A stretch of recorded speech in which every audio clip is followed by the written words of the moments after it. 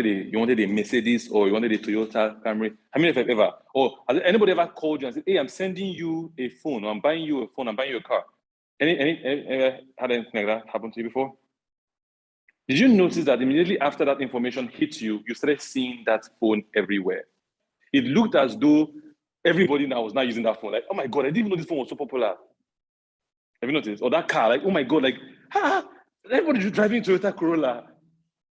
Why? What happened? Did everybody start driving Toyota Corolla when you decided that you wanted to get one?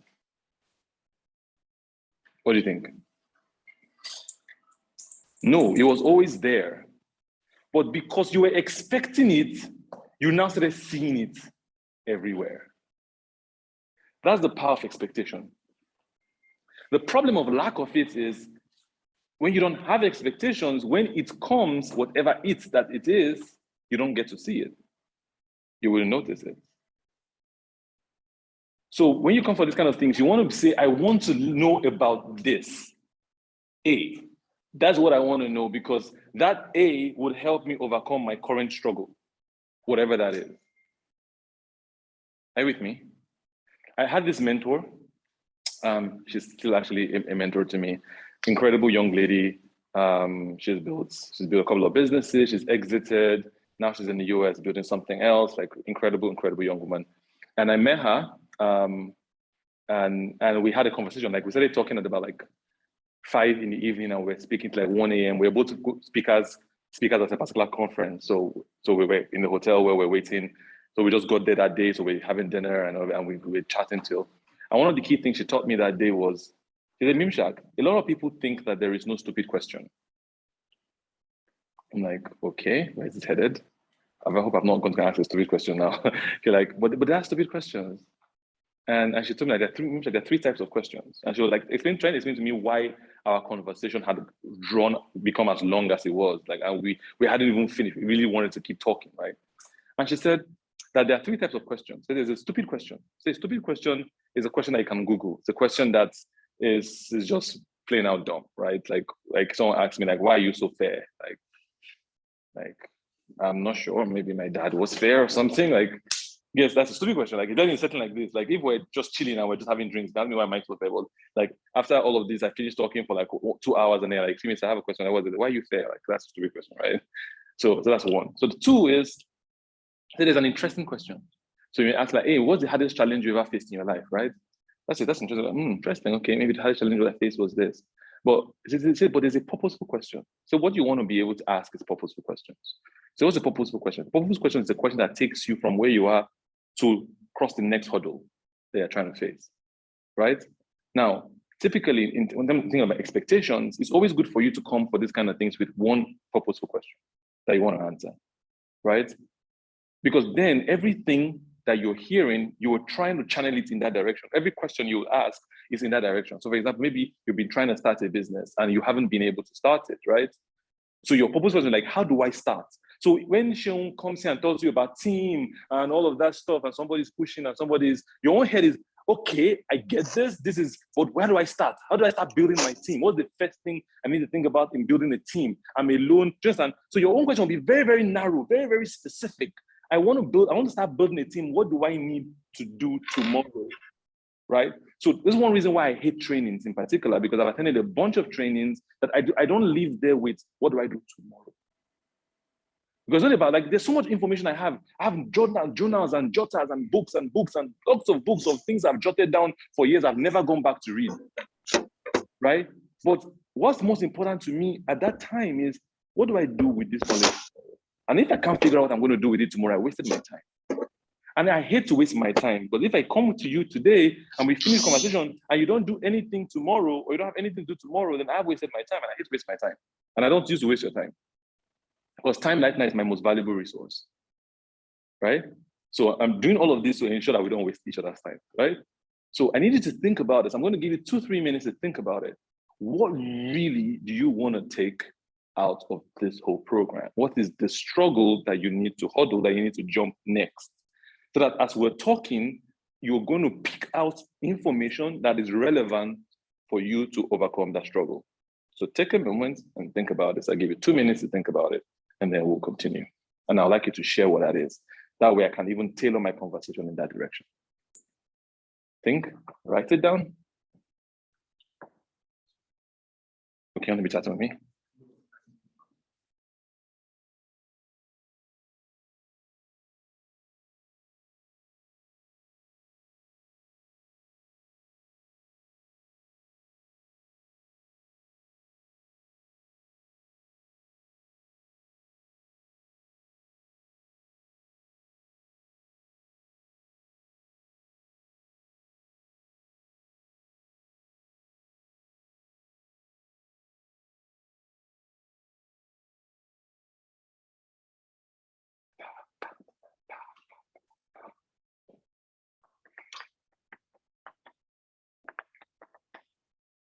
Some people are finished. Are you jotting what we're talking about, or are you working?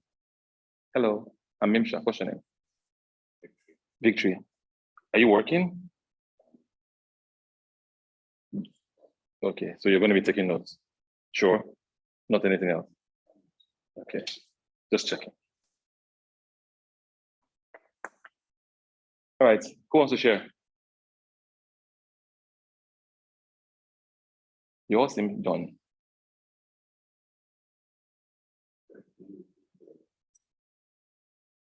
What are you supposed to do?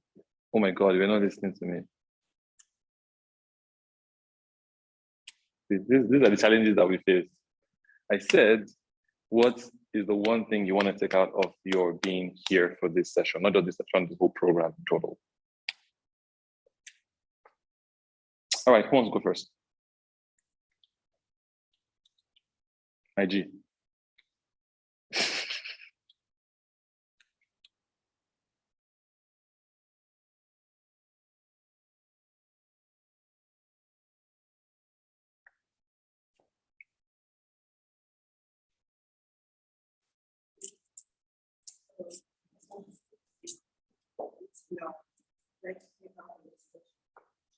For someone who's quite busy, and then it's kind of difficult to have other passions and all that, and then letting it all together to be able to get it normal school for people to have different interests and different passions and pursuing different things. And then it's like, at some point, it's like, oh man, why does it seem like I'm everywhere? Why is it that I am not? Oh, yeah, there are people online. I need to hear you. Sorry.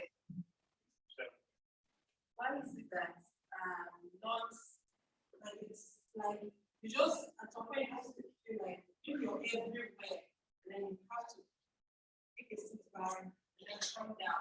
So funny enough, I also find myself in the development sector. Something that started since I was 11, started to military and all of that, and then that's where I am. And it's like, okay, this is what I want. This is this. I also want to create impact in this place. So I want to be currently using my network, that's my platform, my skills to try to do into advocacy, challenging negative paradigms and all of that. So it's like, okay, this is it. So I can take this, and then it's all making sense. No. Okay. What's the one thing you want to dig out of this? Yeah. One thing. What is it? So And then put it together. So you've not put it together yet. Yes. But you need to know what. Okay, so whatever it is, you need to know what that one thing is. Otherwise, you get my point of expectations, right? Like just so I thought you knew the one thing, because the first introduction you actually said that one thing. You said, "I'm building a community. It's about creative economy. I want to take the lessons from this, and I want to be able to cascade it to that." Like that's very simple. So like everything here, I'm not listening as a participant. I'm listening as a facilitator. I'm listening like, so what do you want from after this? Mimsha, can I get your slides after this? Yes. Mimsha, can I reuse your slides after this? Like those, or Mimsha, I'm going to put my communicator. Can you come and teach them the same thing? because that would be your own channel, and that would be different from him that maybe wants to start a business, because he's like, okay, so I don't want to teach this, I want to apply this. So maybe she's like, okay, tomorrow, if I wanted to, what's my value proposition? You know, like, can you tell my value proposition? Can you give me feedback on my value proposition? You get so what she's going to be thinking about and what you're going to be thinking about are very, very different in the same class, right? But if she doesn't realize that I'm here not for me, I'm here for my whole community. So it's the same way. So for example, me and Mr. Philip attended a tractor training some years ago, and in that training, I didn't attend. Everybody attended as a participant. I attended as a facilitator. So I was learning to go and teach. So my own approach to how I attended the class was very, very different, right? I was taking the templates, I was taking the slides, I was asking questions from a facilitator point of view, because I was going to go and cascade this same thing to like a whole community of people, right? They were doing it for their business. I was doing it for other people. So the way my thinking, my mindset, my expectations for the class, my engagement in the class was very, very different. Right. So all I'm doing, this section is supposed to help you do is, if you don't know why you're here, particularly for you, you can get carried away with other people's engagements and questions and everything. And then you leave here and you realize that you don't have the information you need to make the decision that you need to make tomorrow. And that will hurt me. Right. So really think about it. That makes sense. You guys have these blank stares looking at me. I'm very concerned. Do you understand what I've said? Have you thought about what you want to do, what you need this whole thing to help you achieve? You want to share? I don't want to be sure that you understand this. If one person gets it, then we'll go on. My name is Military. Okay. And at the end of this entire program, I want to have the tools and techniques to have it down, because I'm trying to build a brand. Great. Yeah, building a brand. So by the end of this program, I want to have a clearer picture of what that brand should look like, and the structures that need to be put in place for it to be established. Perfect. Clear, concise. You're building a brand and you need the tools required to make it work. Okay, so let's go into today's class, please. So you go, can I have the slides? Okay, so we're going to talk about the business model canvas. For me, in my own personal experience, this is the one most important tool required for anybody that wants to start up a business. Now, before this, you go next slide. Before this, there was something called your business plan. How many of you know business plans? Some people still ask you for business plans today. How many of you have ever written a business plan before? For a business that you're running now, or you try to run? You tried to run. How did it go? How valuable was the business plan? It was crap, right? So I think what happened that Yeah. Yeah. So the business plan Yeah, well, this is exactly right. Did you face the same challenge? What was yours? Pitching. Okay. I got to the pitching stage. Okay. And I didn't know how to present it. You couldn't present the business plan. So I really had, but the time was short. Okay. It was like 3 minutes. So you never tried to even use it after beyond the competition? No, I Okay. All right. Cool. Thanks. So people realize that, and every even investors will tell you that they know that the business plan is crap. It's why is it crap really? Because it's a bunch of assumptions. Everything in your business plan is an assumption. You are assuming that this particular group of customers, right, would buy this product that you're going to produce at this amount of money. You are assuming that enough of them will buy it for you to break even and cover your costs and pay back your investor. All these are assumptions, right? You are assuming that this channel of advertising or communication or marketing would convince these people to buy this from you. And you are assuming that these are the team members that you would need to make it happen. And from all of these team members, all of them will do their job well. And that they will collect the amount of money you have earmarked as salary. All the whole freaking document is an assumption. It can be a calculated guess. You can say, okay, based off of my market research, I realized that, right? But it's still a guess.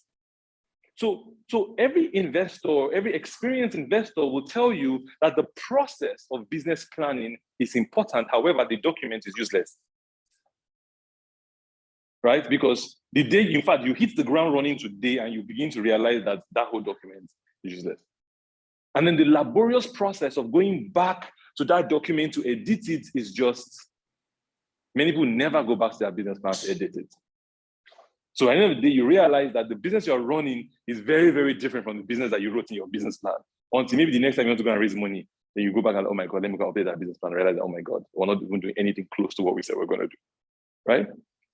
And so because the process is important, but the document itself isn't really useful, they said, okay, why don't we create something else that allows you, one, go through the process, right, which is great, put it together in something that allows you begin to move things around, begin to test hypotheses and make changes, right? So if you said, okay, I'm assuming that mommies and daddies will want to buy my outfits, right? But then you get to the market and mommies and daddies say no.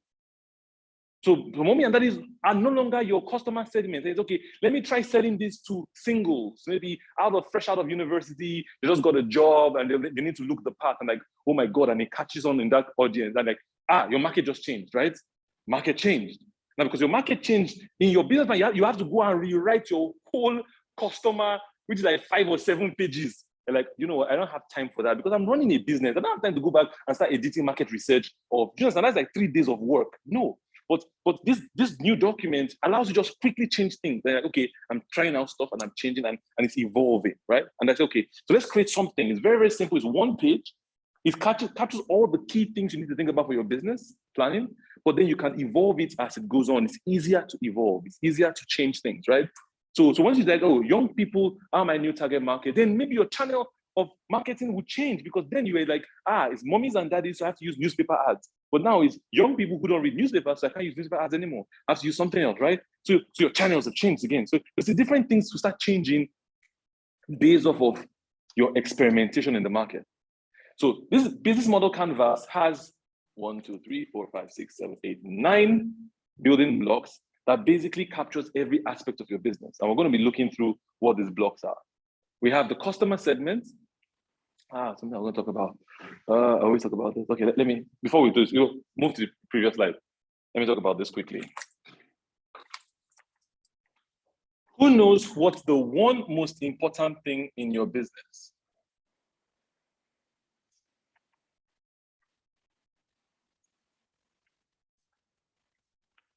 What's the one most important thing for your startup? Why? You've listened to a lot of Simon Sinek. Start with why. What's the one most important thing for your business?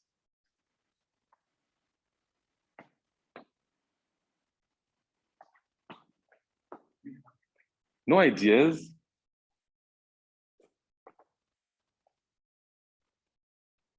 One most important thing. Motivational speaker say it's an idea. Knowing the market. Market, knowing the market. Where?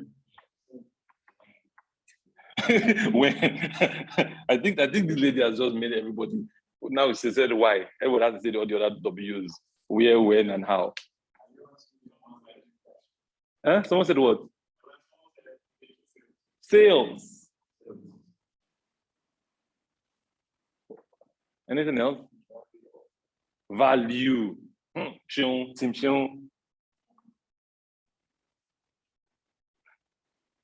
Salgulano and value. I don't know the marriage that those people had together.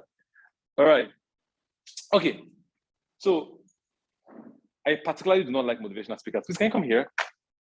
Here, this is your special seat. We kept this for you, sir. Thank you so much. Okay. So motivational speakers will tell you it's an idea. And I'll tell you why I have a very big problem with this. The reason why, and this is of ties to the business model canvas. The reason why I don't like the theory that the idea is the most important thing is that it makes people too attached to the idea. How many of you have ever tried to give a friend that says, I want to do a business, feedback? You try to give a friend feedback. Your friend comes and says, I'm going to, guess what? I want to start making cakes. Say, oh, really? But guess what? My cakes are going to be different. They're going to be different. I'm going to use ground soil to bake it. Try it that I made one. And you try it and it's crap. How many of you have ever tried to give your friend feedback on a shitty idea? How do they take it? Offensive. Exactly. With time, right? And now you're the black sheep. Aren't you the black sheep in the clique? You're like, yeah. Say no. Don't even tell. If your idea is going to destroy every hope. Right? So why do you know why people take feedback personally? It's like you go into a restaurant and say, I want plantain. They say, Madam, say, we know they sell only dodo. Say, but I want only dodo and meat. Say, no, they use the dodo, they sell the rice. They say, okay, how much is rice? 200 naira, okay. I will pay 200 naira extra for pack me only dodo. No, I beg, why if you don't want to buy, come on for here. I know they sell only dodo. Why? That's her idea. In her idea world is rice and dodo and meat. And this guy coming to ask for only dodo is coming to affect my ideology of how it should work. Right? Like if you came here and told Mr. Philip that Mr. Philip, don't put paintings on the wall. He's going to take it personally. You say, no, the essence of the space is the paintings. Without the paintings, we have no space. You say, no, I don't want this painting. I want the space. I don't want this rectangle. You say, no. See, you either take the painting with the space or you leave. Because I'm not removing my paintings from my wall. It's my wall. Didn't I pay for the wall? Right? Ideas. So because of that, people hug the ideas. People are, my precious. Have you seen Lord of the Rings? My precious, right? And it makes it difficult for them to change. On the flip side, this is what I think is the most important thing for a business. I think the most important thing for a business is problem. So I ask this question. How many of you took your multivite this morning? You did? That's nice. In every class, we always have one person that takes their multivite. Right? But how many of you know you need your multivite? You don't know you need your multivite? You don't know you need your vitamins? So you feel like the food that you take has the vitamins. But you do believe that you need your vitamins, right? Okay, so how about if in a whole day all you ate was rice? Are there days like that you ate only rice? So, but did you take a multivitamin on that day of fasting to balance that you did not eat the other thing? But you know you need it. Good. But if you woke up today with a banging, splitting headache, kind of one that your head, have you had a headache when you feel like your head is falling to the ground? You have to hold it up with one hand.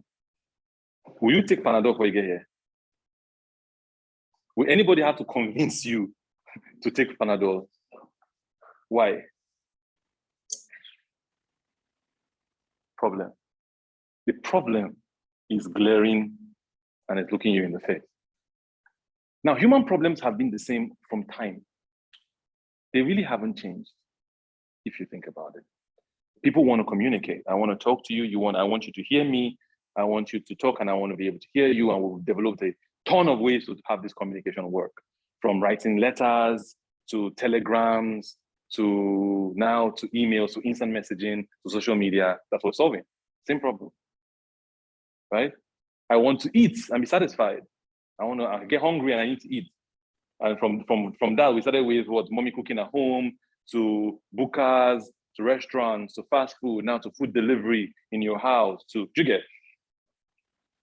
I want to be able to move from location A to location B, from walking to carriage, to cars, to airplanes, to Hyperloop, right? Same problem. Now, if people fall in love with the problem, then they will allow their ideas evolve. So if a person came and met today and said, oh my God, I found a problem. People need to move. I agree. People need to transport themselves. Yes. Guess what my solution to transportation is? Oh my God, if I tell you, you lose your shit. So what's it like? I'm telling you, like, this is novel. I need to patent it. You need to write an NDA. Send an NDA that you will not tell anybody about my idea before I tell it to you. Say, okay, it's an NDA. Guess what it is? Guess what? Horses. You're like, you're crazy. Is the problem valid? But the idea, is the idea good? Yes. Will it work? Will horses carry people from point A to point B? Will it work? Now, right? But imagine if you went back to Adam in the garden, maybe after Adam just fucked up and God said, Adam, get out, right? And he meant to meet Adam, like, Adam, now you're out of the garden, you're going to travel long distances. I have the idea for you. So what is horses? And I'm like, oh my God, what did you think about horses? We can ride horses, right? For Adam, mind-blowing innovation. This is the height of innovation. This guy is a genius. Right? But now this guy is an idiot. Right? So which means it's possible for an idea to work but be in the wrong time. So the owner of the idea needs to be open to evolving his idea. In fact, it's possible that your idea came in, when it came in, it worked. It was perfect for the time, but the time changed. But the person still held on to the idea. No, I'm not changing. Right? Which is, some of you are creatives here. Which is my biggest beef with creatives, with the purists. You know, in every segment, in every market, in every sector, there are purists. You know, purists are, they say this is how it's done. This is the way. These are the landmarks of our fathers, and we will not change these markings. Right? So purist artists will tell you, for example, that the book 50 Shades of Grey is a terribly written book. Right? But it's $1 billion freaking franchise. Who cares? Do you get my point? Right? Do you get it? So it's really not about the idea. It's about the problem the idea is solving. And if you fall in love with the problem, then your idea will evolve. And you'll be happy to evolve it. Right? For example, I know that there are restaurants in Abuja are becoming lounges.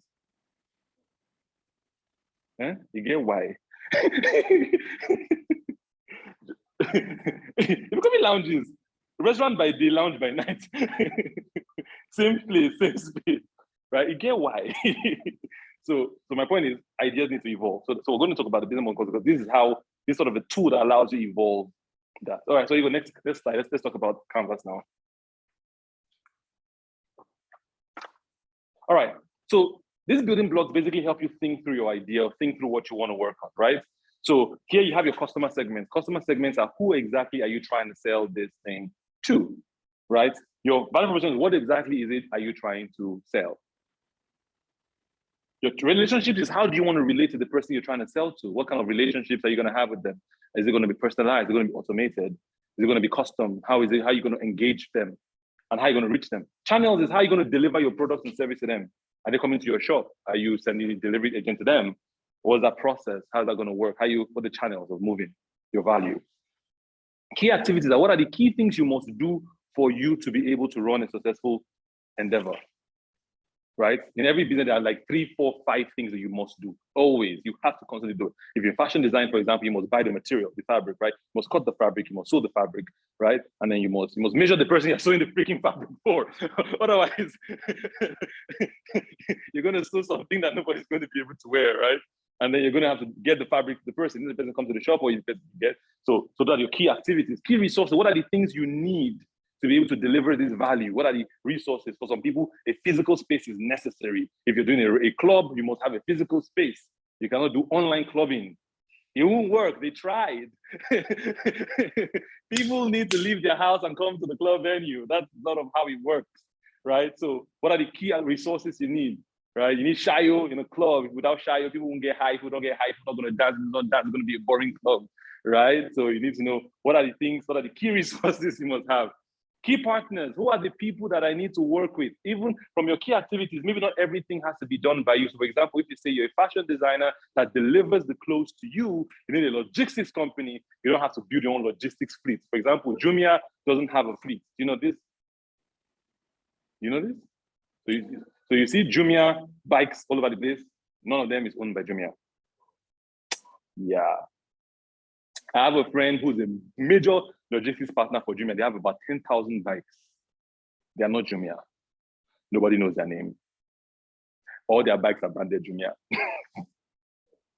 Right. At the beginning, Jumia tried to do logistics, but realized that it doesn't make sense for us to pull logistics into our business model because logistics is a pot of beans all by itself. So let's outsource it. So that's your key partners. Key partners is what are the things that I need to get done for my business to be successful, but I don't have to do myself. Right. For example, all chips, most of the chips in the world are made by Intel, even the ones in your Mac. Okay, recently Mac started making chips themselves with the M series of chips. Right. But before that, Intel made their chips. So Mac knows that for our computers to work, we need a chip. But we don't have to make the chip. These guys are great at making chips. Just make the chips for us. But just ensure that the one you make for us, don't make for anybody else. We sign it. But you get my point. So these are your key partnerships, key partners, right? Cost structure. What am I spending money on? So not because you're going to do something that you have to spend money on it, right? What are the key things you must spend money on? Cost structure. And then revenue streams. What are all the ways you can make money? Right. So sometimes people think that's just one thing. So maybe for you, I'll use you a lot in fashion design, right? Because you're the only one person's business that's very, very clear to me here. So fashion, for example, you could say that, okay, we will sew your cloth for you. That's the basic thing we'll do. We'll sew for you. You can bring your fabric and we'll sew for you. However, we can buy fabric for you. We can source you the best fabric at its cost. Are you too busy to come? We can come and measure you in your office at its cost. Are you too busy to bring it, to come and collect it, we'll bring it to you at that cost? How about we just even change your wardrobe for you once every 4 months? We know you get busy, you forget that you need to change your wardrobe, but for your kind of caliber of person, we're going to give you a personalized styling service. Tell us what you want, we'll style you, and we will keep you abreast with what's going on in the fashion world at that cost. What's your fundamental value proposition? Clothes. But look at all the other ways you can make money. Right? So these are your revenue streams. So now, once you go into the market, this will begin to change. The value proposition might change because, my God, nobody cares about what I want to provide them. Oh, geez, heartbreak. But the problem still exists, but they don't care about my solution. So let me change my solution and figure out something else, right? Or these people don't care about this, but maybe somebody else cares. Oh my God, I didn't know that children like lavender ice cream. I thought it was going to be only for fit farm people that want to like low-fat ice cream. Who cares about low-fat ice cream, right? For kids do, maybe, I don't know. And you're like, oh my God, customer segment changed. It's no more fit farm, it's now kids, right? It's like Indomie. Indomie thought that they were going to make something for kids, but guess who eats Indomie more than kids? Bachelors and skin stars. Right? Customer segment evolution. On that example of customer of value proposition, even value proposition evolution is Instagram. I was in a meeting with Mark at a conference in the US where Mark Zuckerberg was talking about the fact that they didn't realize that with Instagram, they built one of the biggest e-commerce websites in the world. How many of us have bought something from Instagram before? But the original value proposition of Instagram was not e-commerce, was what? Was take a picture and post it online. Have you noticed that your Instagram has updated? Nigeria was one of the last countries to update, by the way, but they updated with a cart, with a checkout cart on your Instagram. You didn't know? Check. Update get the latest version. On your Instagram, one of the tabs down is shop. You can now, all the things that everybody is now congregated to one place. In many countries, they have you can check out on Instagram. You can actually pay with your card on Instagram in some countries already. But Instagram didn't come out, so that's a business model evolution, right? So as you begin to go, you realize, I need to move this, I need to move this. So we're going to watch a bunch of videos, and then we're going to discuss. After the video, we're going to discuss. It just walks us through the process of business modeling, how you engage, how you evolve, and finally, how you present it, which was where your bottleneck was at the end of the day. Before we move there, any questions so far? And if you came late, you are not qualified to ask me any questions. Thank you very much. So this is my class. I don't know who you people are. Any questions, my lovely early birds? We're on the group. Please, Igor, make sure the person came in early. If the person came in late, tell the person that the person is not qualified. I'm joking. Please move forward. Don't let everybody know you came late. What Lovett say?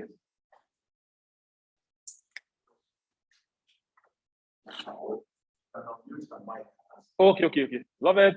Hey, Lovett. Unmute and ask.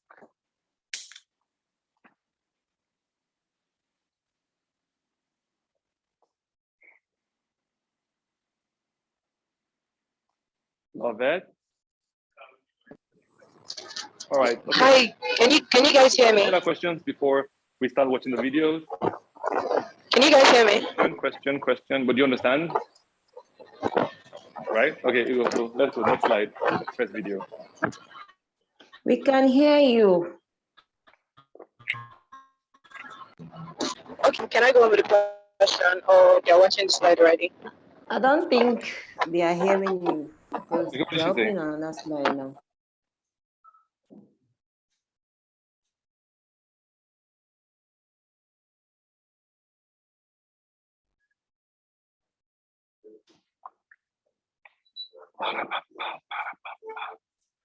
Is she typing it or is she saying it?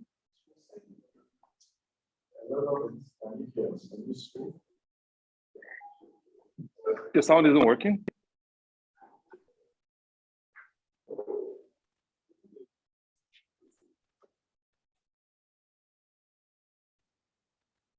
Okay, let her type. Let her type it. Whenever it comes in, we'll take it. Okay, you go. You might need to recast the TV.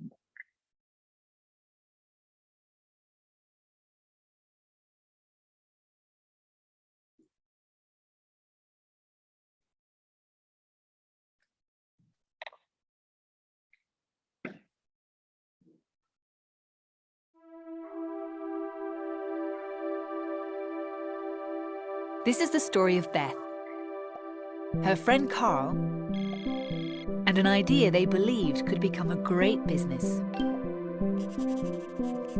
It's the story of how they succeeded, and if you're an entrepreneur or anyone with a great idea, it could easily be your story too. But let's begin at the beginning. See, even if you have a great idea, success is far from assured. That's because for every great idea that has shaped our world, there are thousands of seemingly great ideas that have flopped. In order to succeed, a great business idea needs a great business model, and they're not the same thing. Once your idea meets the world, it will meet customers. If they don't care about the problem your idea solves for them, it's game over. But even if customers love your value proposition, you can fail if your business model is not scalable and financially sustainable. You'll need to find reliable channels to reach and acquire your customers. You'll need to build an infrastructure that won't collapse as your business begins to grow. Failing to do just one of these things can mean death to your business, however great your idea is. That's why your first work is to search for the right business model, to map this world of challenges so it can be tamed and organized, allowing you to explore it, manage it, and plan for it. What if there was a tool that could help you with this challenge, simply and visually? A tool that makes it easier to stress test your ideas, track your progress, and avoid breaking the bank along the way. What if it was possible to design and test business models in a way that gives your idea a better shot at rising to the level of the great businesses that are shaping our world? It is, and though the journey for these guys, and for you, won't be a walk in the park, all you'll need is your creativity, willingness to work, and passion for your idea. We'll give you the rest.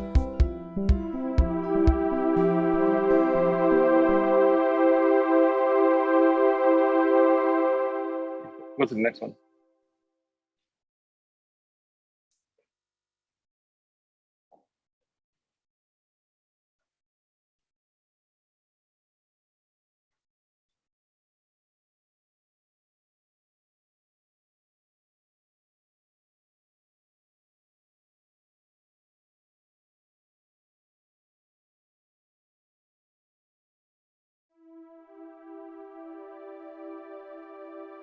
This is the business model canvas. It's just what Beth and Carl will need to craft a powerful business model, and it can do the same for you. Let's dive in and see how it works. There are 9 essential building blocks that make up any business model. When you get all 9 blocks working together, you'll have answered the fundamental questions any business model must solve. We'll start here with customer segments. These are all the people or organizations for which you're creating value. For each segment, you have a specific value proposition. These are the bundles of products and services that create value for your customers. Channels describe through which touch points you're interacting with customers and delivering value. The customer relationships outline the types of relationships you're establishing with your customers and how you're acquiring and retaining them. Pricing mechanisms through which your business model captures value are documented under revenue streams. The key resources show which assets are indispensable in your business model, so you can describe the infrastructure you need to create, deliver, and capture value. The key activities show which things you need to be able to perform well. The key partners show who can help you leverage your business model, since you won't own all key resources yourself, nor will you perform all key activities. And once you understand your business model's infrastructure, you'll also have an idea of its cost structure. Any business model can be mapped this way: 9 building blocks working to reinforce and strengthen each other.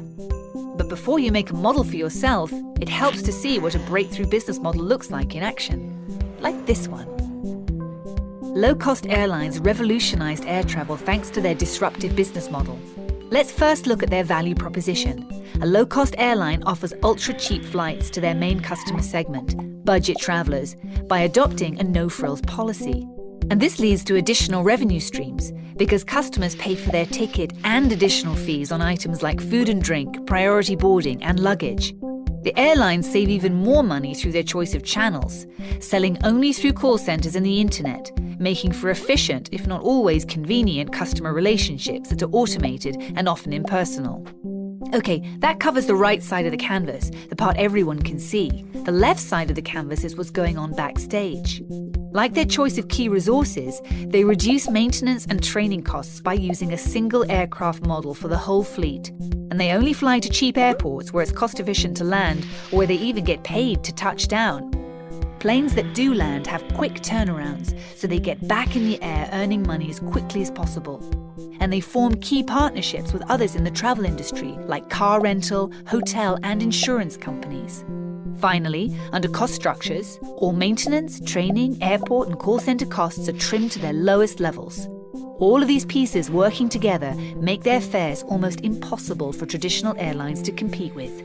There's nothing superior about these airlines except their business models. They're reaching an entirely new segment of travelers out of reach for traditional airlines. Cutting out costs is pretty exciting, right? But wait, just because it's successful for discount airlines doesn't mean it will work for your idea. Luckily, the business model canvas allows you to iterate many models and test them quickly. Let's get started with your own business idea. All right, pause, you go. Okay, did you get that? Hello? Yes. I remember, just a little anecdote. I remember while I was in Europe, there's this airline called Ryanair. You can travel from one country to another for sometimes as low as 100 euros, 200 euros, right? And I kept wondering, like, how the hell were they able to achieve that? And this business model kind of just usually tells us that. So apparently, if you're in the airline business, they spend a lot of money on that one small box of rubbish food that they give you that you don't even eat. They spend a lot of money on it, partly because they can't plan. So you have a 150-seater airplane, you have to make available 150 packs. And if for any reason you don't have 250 people in that plane, guess what? You have a bunch of food that you can't do anything with, right? So by cutting out frills, so frills are all the other added things that they give you. By cutting out all those stuff, that airline can actually spend or save and actually reduce their costs, right? So, but the thing is that you have to also figure out what works best for you, right? It doesn't have to be necessarily be cheaper. It also might be even more expensive. For example, do you realize that? Do you know how much it costs to make an iPhone? It's about $10. Do you know how much an iPhone costs?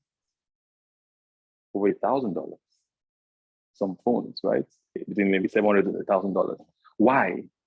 Also because of what they wanted the phone to not just be a phone. Like an iPhone, every other phone is a phone, but an iPhone is a statement, right? So you see people that are hustling to buy an iPhone, not because the iPhone does anything different from an Android, but it's just like it's an iPhone. It's like just holding an iPhone is a statement in itself. So it depends, but you have to figure out what works for my own business and how do I, and so when you can get into the market, you can start testing it. So I want us to take some time now to work on our own business model. So I'm going to give you this. What's the next? What title of the next one, of the next video? Yeah?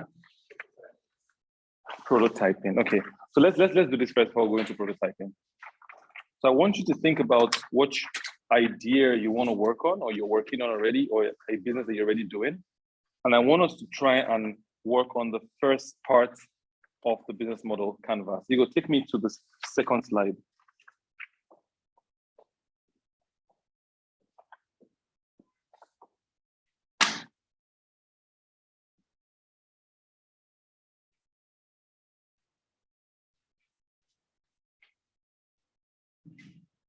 Okay, so I want you to work on this side, just this side. Your value proposition, your customers, who they are, your relationships, how are you going to relate to them, your channels, how are you going to deliver value to them, and your revenue streams, how are you going to make money. Let's just figure out this front-facing side of things.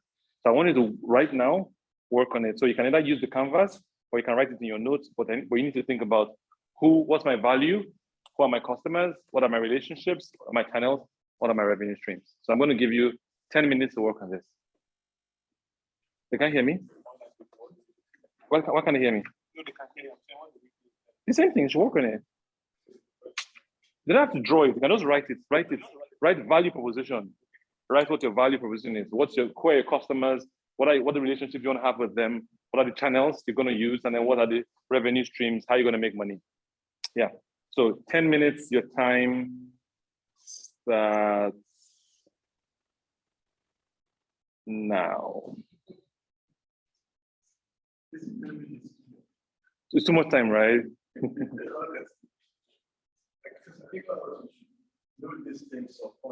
You should, but many times you don't. So let's think about it.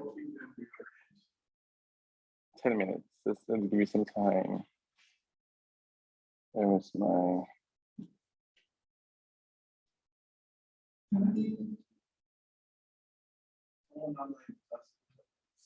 No, it's me connecting to the music, to the boombox.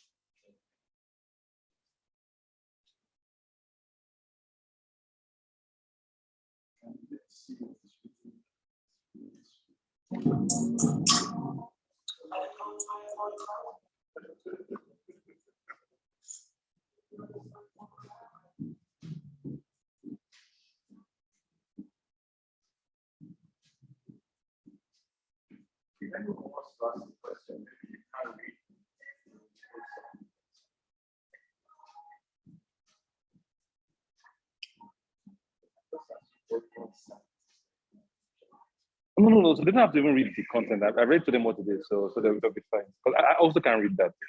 It's blurred.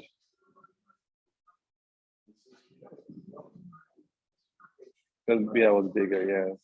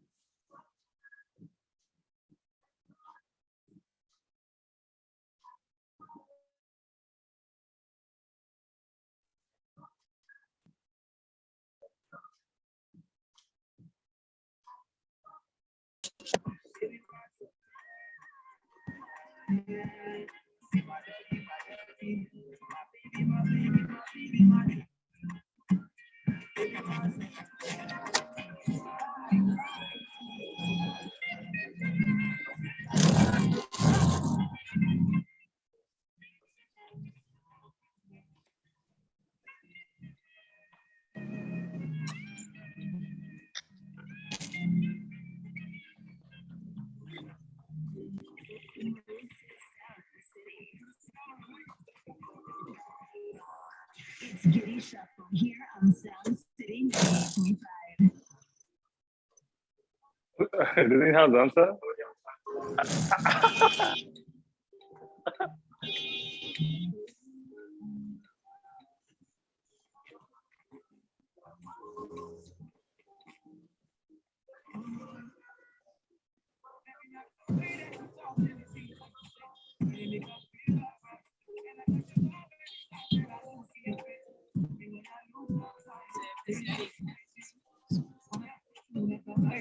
And they blow my mind from mile two. And I don't go lie, you light up my day. I want you to be my love, be true love, baby. You know when you put me out of it, just to give me butterfly in my belly. True love, I want you to be my love, be true love, baby. Keep my heart steady, baby, you just to give me butterfly in my belly. True love, the love is crazy, the love is crazy. You are meant to be, like you are messy. Because I'm only being what I baby. Don't want me there with you. I realize I don't lost my love. Love is crazy. You are meant to be, like you are messy. Because I'm only being what I baby. Don't want me there with you. Don't lost my love. When I see you as your best in me, when you bring out the best in me, loving you it be my destiny. You know, I don't know if you love me like I do.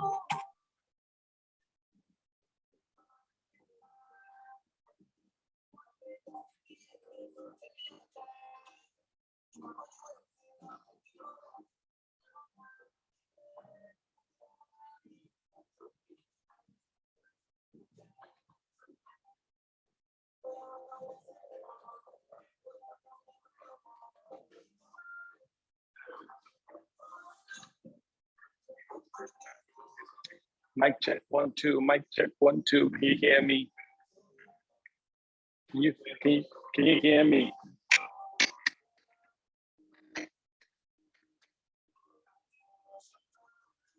Mic check 1 2. Mic check 1 2. Yeah. Oh, that's the one I'm just dancing. So just one this pastor is just dancing by himself.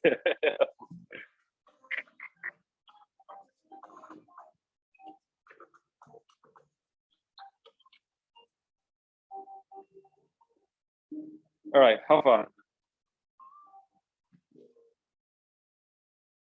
Are we making progress? Not very much. Do you have any questions? Huh? I know, but you came in before I started talking about the canvas itself now. Okay, I'll just do a recap again, just to be sure. Because you watch all the videos. I know, right? Okay, so let me just do a recap again on the canvas. All right, so we said that the business model canvas is a one-page business plan, basically. It allows you to capture the key things about your business, or think through the key things about your business, but in a way that it's easy for you to change things as you go along the way because you're experimenting as you're starting. So we said that you have your customer segments. Who are the people you're trying to sell your product or your goods or your service or your value to? Who are they particularly, right? Customers. Your value proposition, what are you trying to sell? What's the value proposition? What's the solution you're trying to offer them or give to them in exchange for money? Your relationships is how do you want to engage and interact with them? What's the process? What's the way? What's the channels? What are you using to, how you engage and interacting with them, right? Your channels is how do you get the value to them? What's the way? Is it an online e-commerce site? Are they ordering online? Are you delivering it with logistics? Are they coming to your office to collect it? How are they getting the value finally, right? How are they getting it? Your revenue streams is how you're making money. What are all the ways you can make money in the process? What are you charging for? What are all the different ways you can charge, right? There's something called value-added services. What are the potential value-added services you can add to the mix? So these are all the ways you make money. On the back end side, which we're not handling now, you have your activity. What are the key things you have to do for your business to survive? Key resource, what are the infrastructure? What are the things you need to have to be able to deliver that value? Partners are the people you need to work with. They're part of your business that you don't have to do yourself. You can outsource. What are the key people you need to work with? And then cost structures, what are all the things you're spending money on? Okay. Yes, please. No, just do this side. Let's focus on the front end side. The back end, I would need to have industry specific information to be able to give you feedback. And I do not have industry specific information about what are the key activities a fashion designer has to do now, for example. Like I only know on a very, very superficial level. So it does not make sense for me to give you feedback on those. I'm assuming that you are an expert on the back end. So I'm going to give you feedback on the front end, which is sort of like my own expertise. Okay, so you have 1 more minute.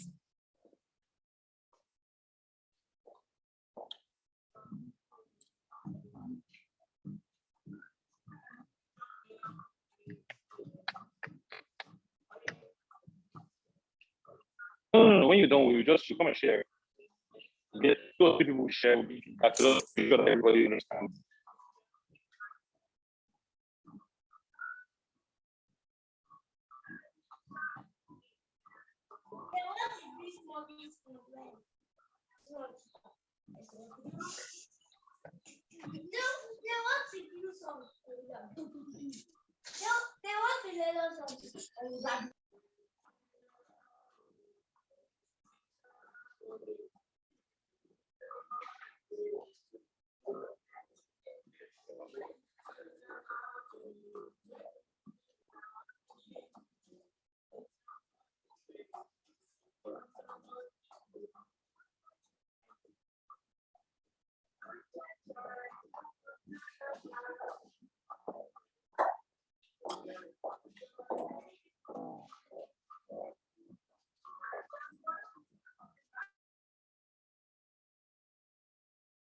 All right, time up.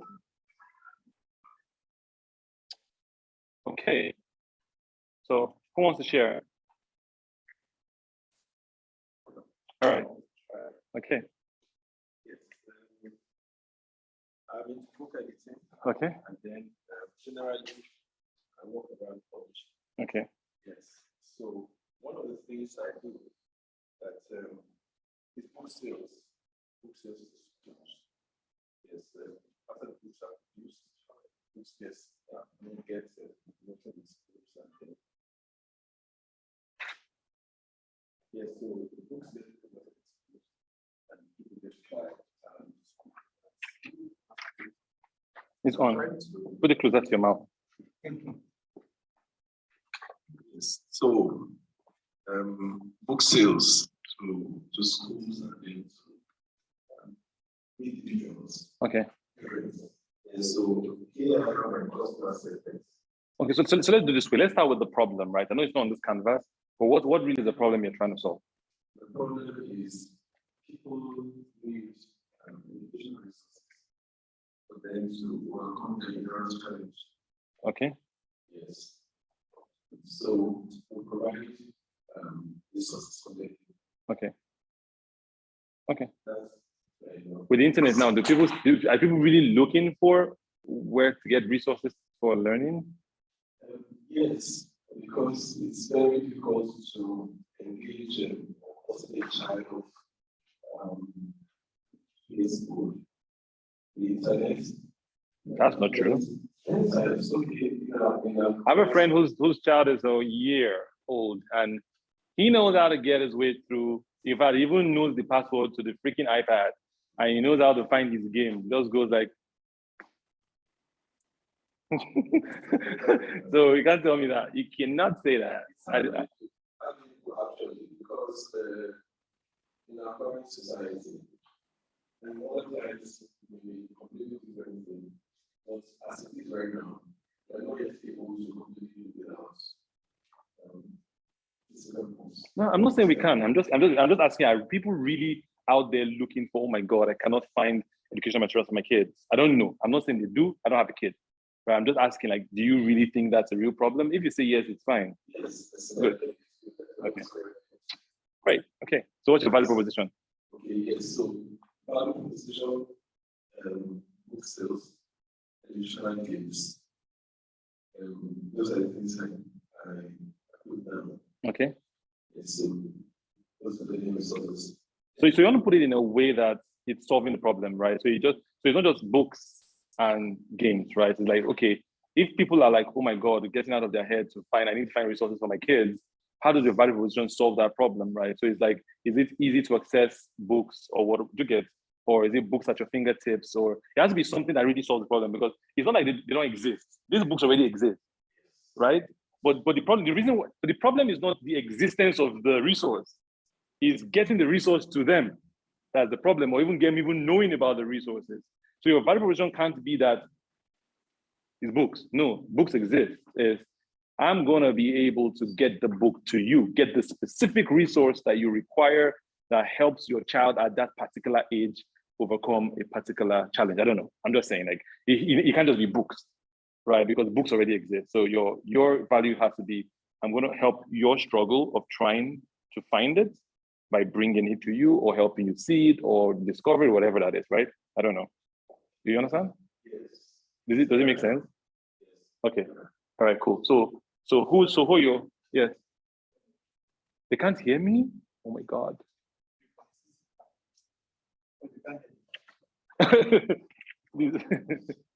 Okay, so let's continue. So who are your customers? Okay.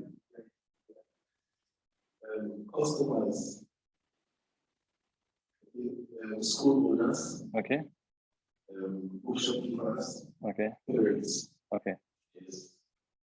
Those are my customer segments. Okay. Do you have any, like, so sometimes you have to also be very specific with your customer segment. And the reason why we're doing this, so that everybody gets feedback and everybody learns, right? So in your customer segment, you want to be you want to be as specific as possible, especially when you're starting. So there's this theory in the startup space that we say that it's better for a few people to love your product than for many people to like your product. You know the difference? It's better for a few people to love your product than for many people to like your product. Yeah, so that the people that love your product are evangelists. So typically, you would hear that when you're starting, you want to find what we call early adopters. Early adopters are the people that want to try out your product, and they'll most likely fall in love with it. If those set of people fall in love with your product, guess what they will do for you? They'll do marketing for you for free. Right? How many of you have ever used a product and you were like, oh my God, this is crazy? How many people did you tell about it? Exactly, right? In fact, as you are like, oh man, babe, you need to try. Geez, I'm sending her Instagram handle now, right? Right? So, but if it was something, if it was just there, like I don't think anybody went to Chicken Republic and like, oh my God, Chicken Republic. No, like I didn't do anything different from KFC, from Juget. But imagine you walked into maybe there's one new fast food just appeared, and then you just like, let me check them out. You just enter, and from the door, I just entered. They just said, oh my God, they popped champagne for you. Poof! Like, welcome, sir. We love you so much. Like, what is right? Like, can you remember when KFC came? They were doing that rubbish. Nice. Now they've stopped it. This is not sustainable, right? You cannot be happy all day. When Nigeria, everything is hot. There's no fuel. You can't be happy like this all day, right? But you get my point, right? So at the beginning, you want to zero in on one or two market segments, but you also want to be very detailed about it. So, for example, school owners is too broad. Oyedepo owns a university. Is it your market? Exactly. So, school owner, what kind of school owner? Is it primary school? Is it nursery school? Is it daycare owners, right? In what locality? Is it even high-end schools? Is it low-end schools? Is it public schools? So there's a wide spectrum of school owners. So you want to zero in on who exactly can I really sell to tomorrow, right? So even parents are. Philip is a parent, but all his kids are grown and left the house. Is he your target market? I don't think so, right? Maybe first-time moms, right? Or secondary, or parents with kids within the ages of 5 to 7. So you get the reason why this is important for you is that you need to know, where am I going to find them, and how am I going to reach them, and how am I going to talk to them, right? So if you meet someone and say, you're looking for parents, they bring to Mr. Philip. Mr. Philip is a parent. You'd have gone to go and do presentation. You'd have been ready. You'd have come to Mr. Philip. You'd have done a 2-hour presentation. And when you're done, you're like, yes, I nailed it. And the Philip said, all my kids are out of the house. Time wasted, right? If you don't ask the right question. So you want to know details. So what kind of parents, what kind of school owners, and what kind of libraries? Is it a library in a law school? No. Exactly. So if you told me, I'm looking for librarians, I have a librarian friend, but he's the one that's in Buhari Law School. He's not your target market, right? So detail, library in such and such, in such and such. So that detail allows you now to figure out How am I going to reach them? How am I going to engage them? So let's talk about your relationships. Customer relationships and personal promotion, physical delivery, and then phone calls. Okay, so delivery is under channels. Because channels is how do you get the value to them. Relationships is how do you get the words to them? How do they know about you? And how do you engage with them? That's relationship, right? How do they know about you and how do you relate to them? Channels is how do I get the value to them? What's the way they're gonna get the value from me, right? I'm going to show this here. So if you have, there are two major segments of products in general in the market, right? There's what we call the consumer or the what do you call it? Commodities. Exactly, commodities. So commodity are things that you can get anywhere else. There's nothing so special about commodities, right? It's like Omo, Ariel, and Clean. There's really no difference between them. Your preference is just maybe because of how you grew up, and maybe your mom used Ariel all the time, and you're not used to Ariel smell. But the truth, all of them wash the same way, right? Or it's like Milo, Bonvita, and Ovaltine, right? They're commodities, right? Like, oh my God, this Milo is going to make me grow taller. It's a lie. They're all the same freaking thing, right? So those are commodities.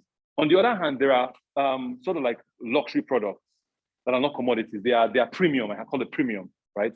Now, typically, if you're in the commodity space, and there's no right or wrong, I tell you, there's no right or wrong, right? Toyota is billions of dollars worth. Rolls-Royce is also billions of dollars worth. In fact, chances are Toyota is even more valuable than Rolls-Royce. But it's not about choice. It's not about more money, right? Toyota will make 100,000 cars a year. Rolls-Royce will make 100 or even 50, depending on the brand, right? There's no right or wrong, but the difference is you can see it. You can see Rolls-Royce. They're very, very different. Like Rolls-Royce is hand sewn. The leather is carefully selected. It's hand stitched, right? They can even write your name on the Rolls-Royce. Like your Rolls-Royce comes with your name on it. They give you branded face cap, branded shirt. They pop a champagne for you. They will air fly your car to you. Earrings, 0 mileage on this thing. Toyota ain't got that time. You go to freaking dealership and go and collect your Toyota, right? If Toyota tries to try that with 100,000 cars, they will go fucking bankrupt, right? Because it's not scalable. It's not scalable to do 100,000 cars customized service, right? So I'm sure Rolls-Royce has a list of all their owners, and their birthdays and anniversaries. They probably call you on your birthday and say, hey, hello, sir, this is from Rolls-Royce. We just want to say happy birthday to you. We love you, right? You get? Why? Because you are a premium service owner, right? That's why banks have created this premium banking now for people that don't have to come to the bank. Say, no, come to the bank. We'll bring the bank to you. Anything you want to do. How much have you in your account? 1 billion? You bank in your house. Any time of the day, we'll bring the bank to you. So my point is, you need to know why is this important. Is that when you understand what your value proposition is, if it's a commodity, then you know that your relationships cannot be personalized. It has to be generic. It has to be automated. It has to be in a way that you think about it. Imagine if for every customer, if you're doing a commodity, if for every customer that messages you have to send them a custom reply, you would die. Do you get? So it has to be automated. Like when they reach you, that's why Instagram really help people do automated. Hello, thanks for reaching us. We would get right to the automated replies. But if someone tries to reach out to Rolls-Royce and you get an automated reply, that's crap. Like I'll take it very personally. I'm about to part with 100 million of my money, and you want to give me an automated message. You better call me. Your boss better call me. Your boss's boss better call me. Nonsense, right? You can't send me an automated rubbish message after that, right? You get my point. So luxury premium typically has to be personalized, very engaging, very differentiated. But for commodity, large volumes has to be automated. That's the only way it makes sense. Channels again is how you deliver. So let's talk about your channels. This could be quick delivery. Okay. So how logistics company like Yes. so that's how bikes, cars, what trucks? Cars. Okay. Right. Cool. And then how do you make money? What are your revenue streams? When purchases made purchase. Okay, that's all. That's what I think about. Okay, so how I think about revenue is I like to think about starting from the basic. Basic is the fundamental of your business, This is my expertise, and this is what I deliver to you. This is the biggest thing I'm going to give you, and which is, for example, you now use books. I'm going to get you access to books, so the best books from the manufacturers themselves, right? And I'm going to make sure that it's the best of the best. I only deal with the best. If you're buying from me, if I'm not selling it, it's because most likely it's shitty. If I'm selling it and it's great, like you should know that my name on it means that it's quality, and I'm going to deliver that quality to you, right? That's your main thing. But then the other things you can add up, layer on top of this. So for example, if a person says, okay, I have a library, I'm starting a school for 3 to 5 year olds, but I don't know what books to put in my library. Okay, then come and help you curate. So that's curating, different. You buy the book, you pay for that. But curating is different. I'll come and curate your library for you, right? You want to, you get? So that's what curating, that's an added service. You don't have to get a curation, but if you want curation, I can do curation for you, right? Then you talked about, so curation can be one of the things to add here. What else?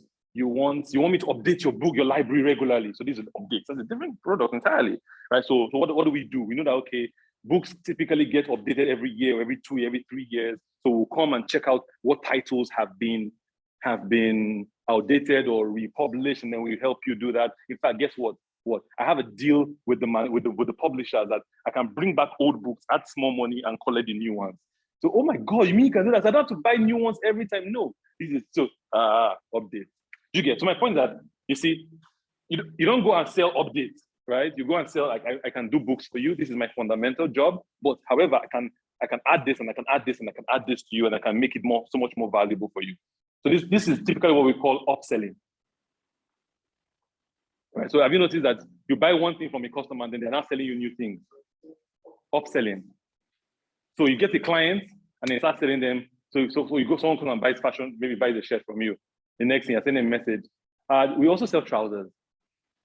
Any size, any color, black, blue, orange, green. And I can see like orange trouser. Say, we also sell shoes, slippers, shoes. Right, glasses, eyeglass, you like eyeglass. We also sell like ornament like this, like bracelets and stuff. What's that? That's for upselling, right? Even your bank will tell you, oh, you've open accounts. Do you want internet banking? SMS alert, email alert. And for each of those other things, they're charging you more money. 2 naira, 3 naira, 4 naira. You understand? That is called upselling. So your person is already your customer, but you have layers. In fact, many people make more money from value add than from new sales. Because many times your customer that already is working with you, already buying from you, already likes you. So it's always easier to upsell an existing client than to acquire a brand new client, typically in business, right? So you need to know what more value can I add and upsell to my clients. So just think about it. These are just my own very, very layman ideas of what you could also add. But thanks for sharing. All right, one more person, a lady this time. Oh, sorry. Did you raise up your hand? Okay. So I didn't write your. It's okay. Okay. I wanted to ask, right, like, me and to entertainment and music country, I noticed the problem. Okay. There's something being at home for the side, like they undervalue us. Okay. They actually, if people would use that anytime, top notch and all that, but they don't keep commensurating value. Okay. And there's barely an industry for poetry. Okay. So at least spoken word poetry. Okay. So what me and my manager are trying to do is have a collective. Like I'm trying, this is me and Daddy, I'm trying to understand.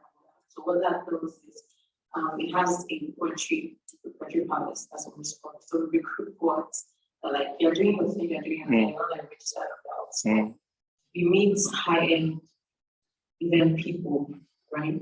We get like these sometimes expatriates and all those people.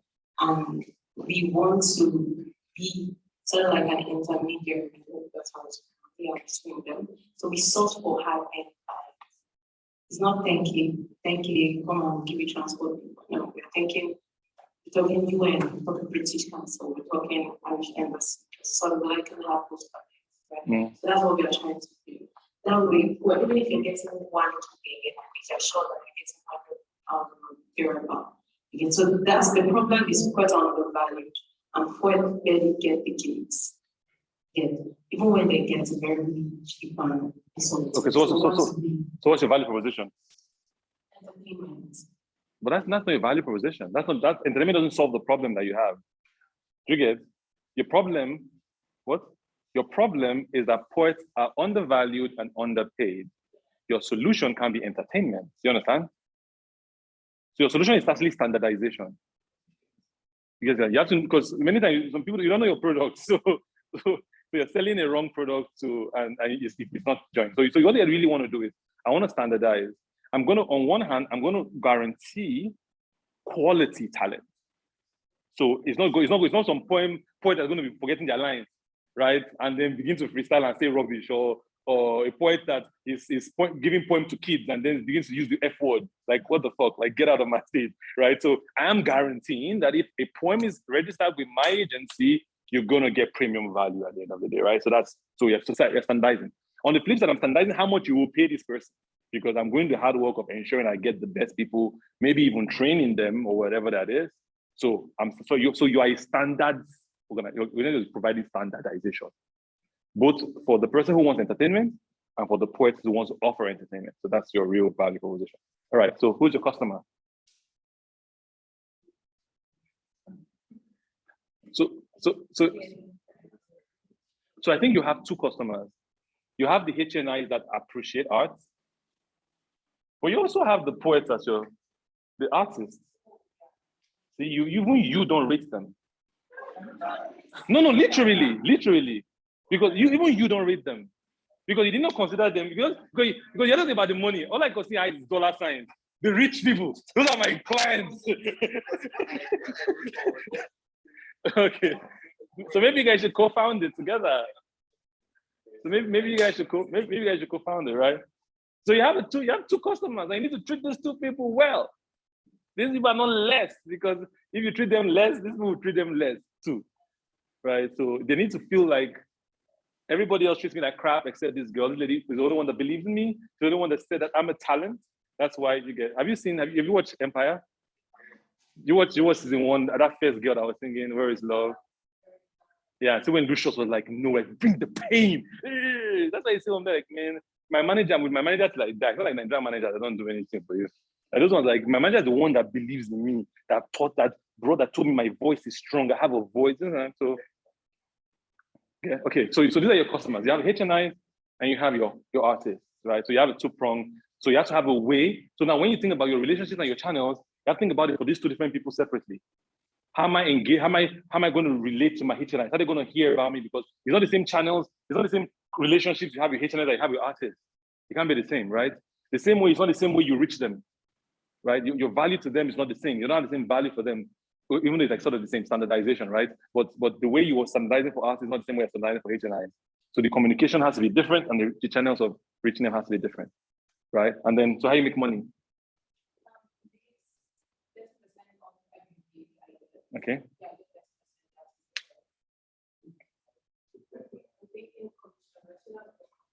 Yeah, commission.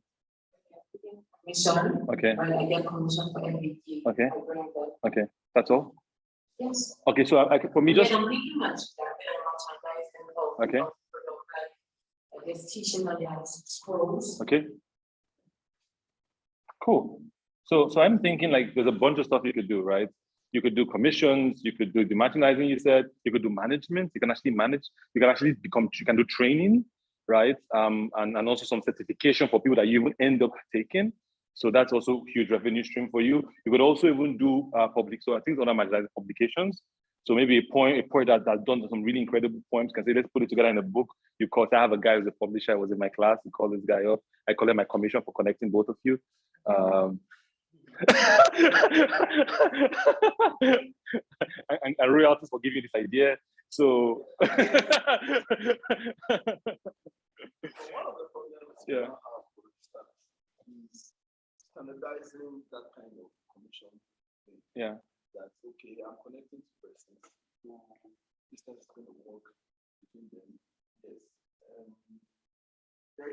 We don't have that kind of standardization in our system, that ensures that you have a formal way of getting from without looking like maybe bribery or something, but a formal way of of having a gain, of benefiting from that whole process of So I don't agree with you. I think things are changing. I will give an example. So I have a friend, things are changing, even not just art, not even on art level, even on more menial level. So for example, I have a friend who her job is to help you recruit cleaners.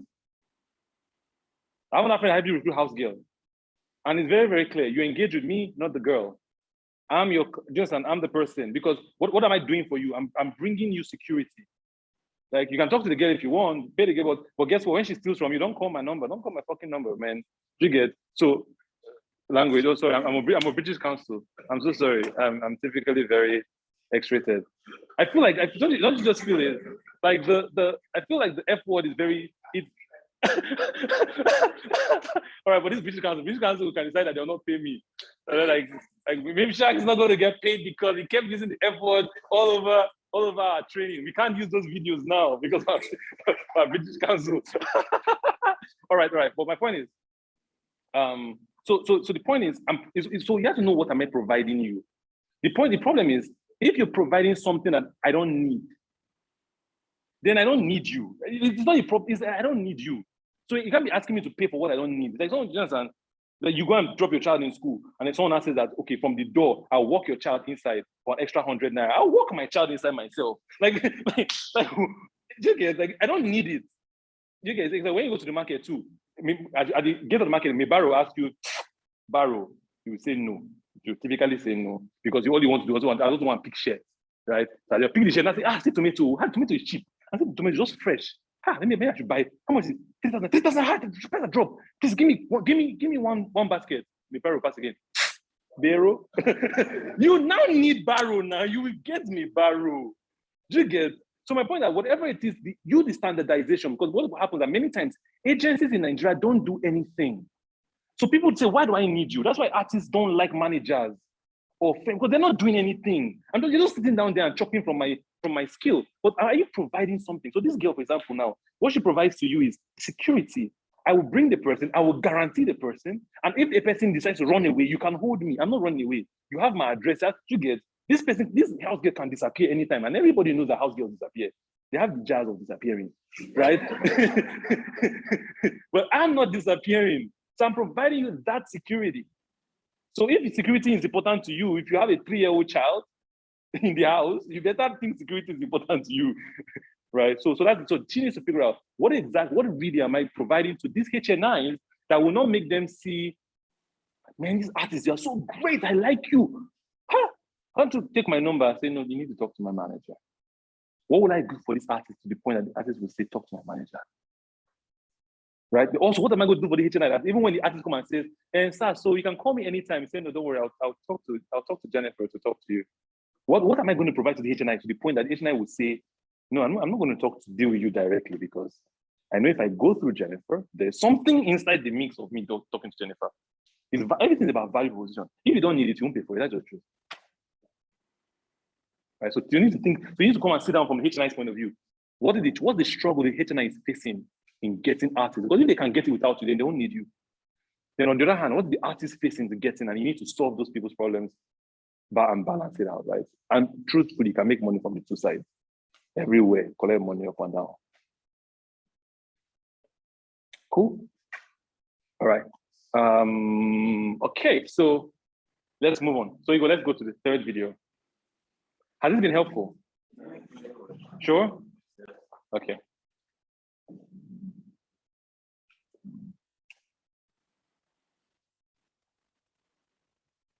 Prototyping, yes.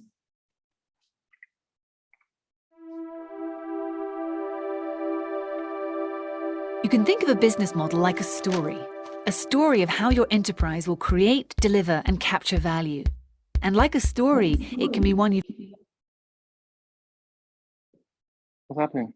People are fixated on, the value proposition. Travel for retirees. Then decide whom you can sell it to. Yep, boomers. Sketch in how you'll get it to them. Okay, a website. And how that will generate revenue.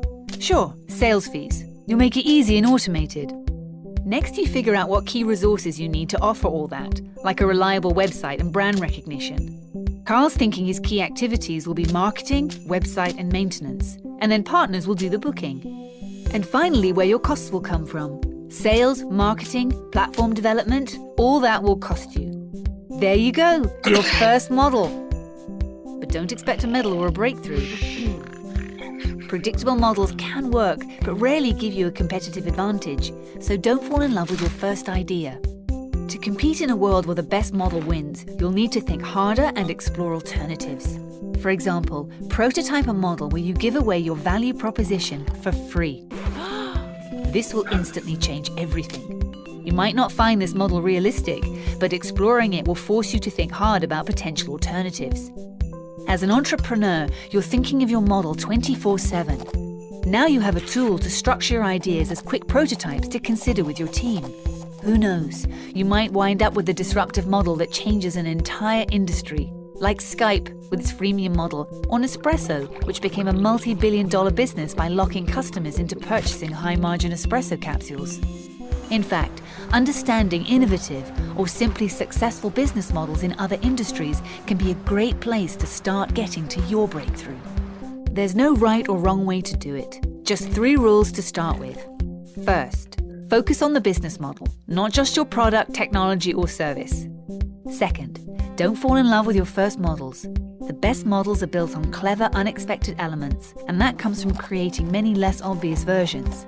Which leads to the third rule: iterate rapidly and test your models early, in the real world. What's up?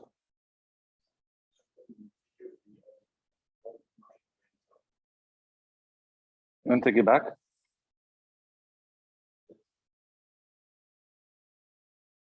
To where? Middle? No, don't start all over.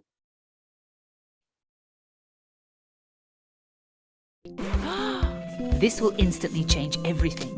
You might not find this model realistic, but exploring it will force you to think hard about potential alternatives. As an entrepreneur, you're thinking of your model 24/7.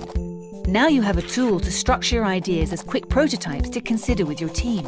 Who knows, you might wind up with a disruptive model that changes an entire industry, like Skype with its freemium model, or Nespresso, which became a multi-billion-dollar business by locking customers into purchasing high-margin espresso capsules. In fact, understanding innovative or simply successful business models in other industries can be a great place to start getting to your breakthrough. There's no right or wrong way to do it, just 3 rules to start with. First, focus on the business model, not just your product, technology, or service.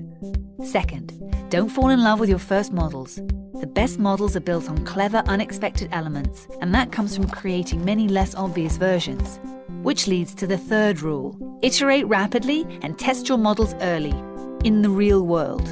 How do you do that? Don't worry, guys. We're about to learn all about the real world beyond our canvas. Okay.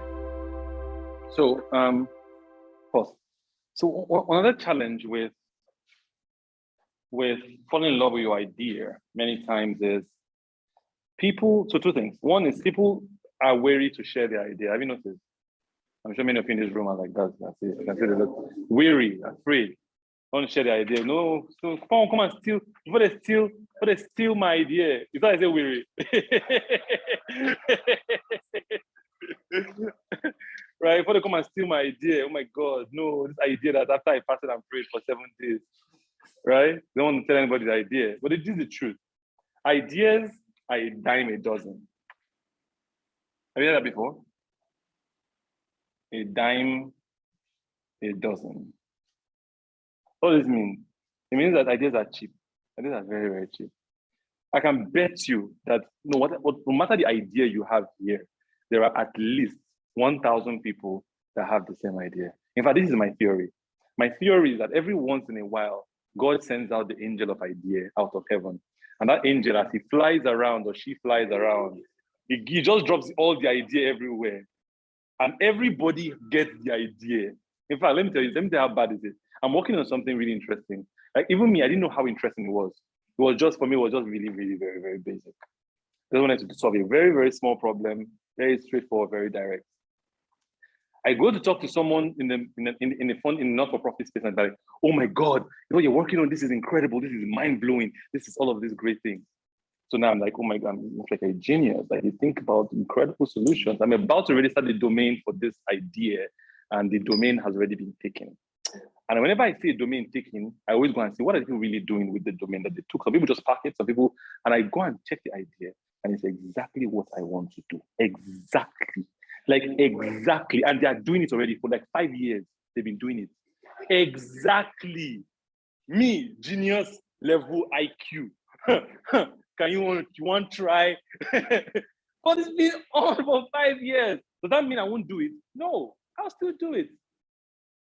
So the truth is this, the value you get from the feedback you get on your idea is so much more than the value you get from hiding it, thinking that somebody's gonna steal it. The value you get from the feedback is so much more than the value you get from someone's gonna steal your idea. And I always tell people that if anybody can steal your idea from just listening to it, then it's not a great idea. It's true. If I cannot listen to you talk about it, I can go and do it. I can even do it better than you. And there's a problem with you. It's not the idea, it's you. Do you get, like, so my point is you need to be able to open up. That's the first problem, right? With loving your idea so much. The second problem is that then people then go and invest a lot of money in that idea that they've not told anybody. They say their best friend, and their best friend knows it's shit. Their best friend feels like if I tell you it's shit, you're gonna hate me. And I cherish our friendship more than your money. So your money can go.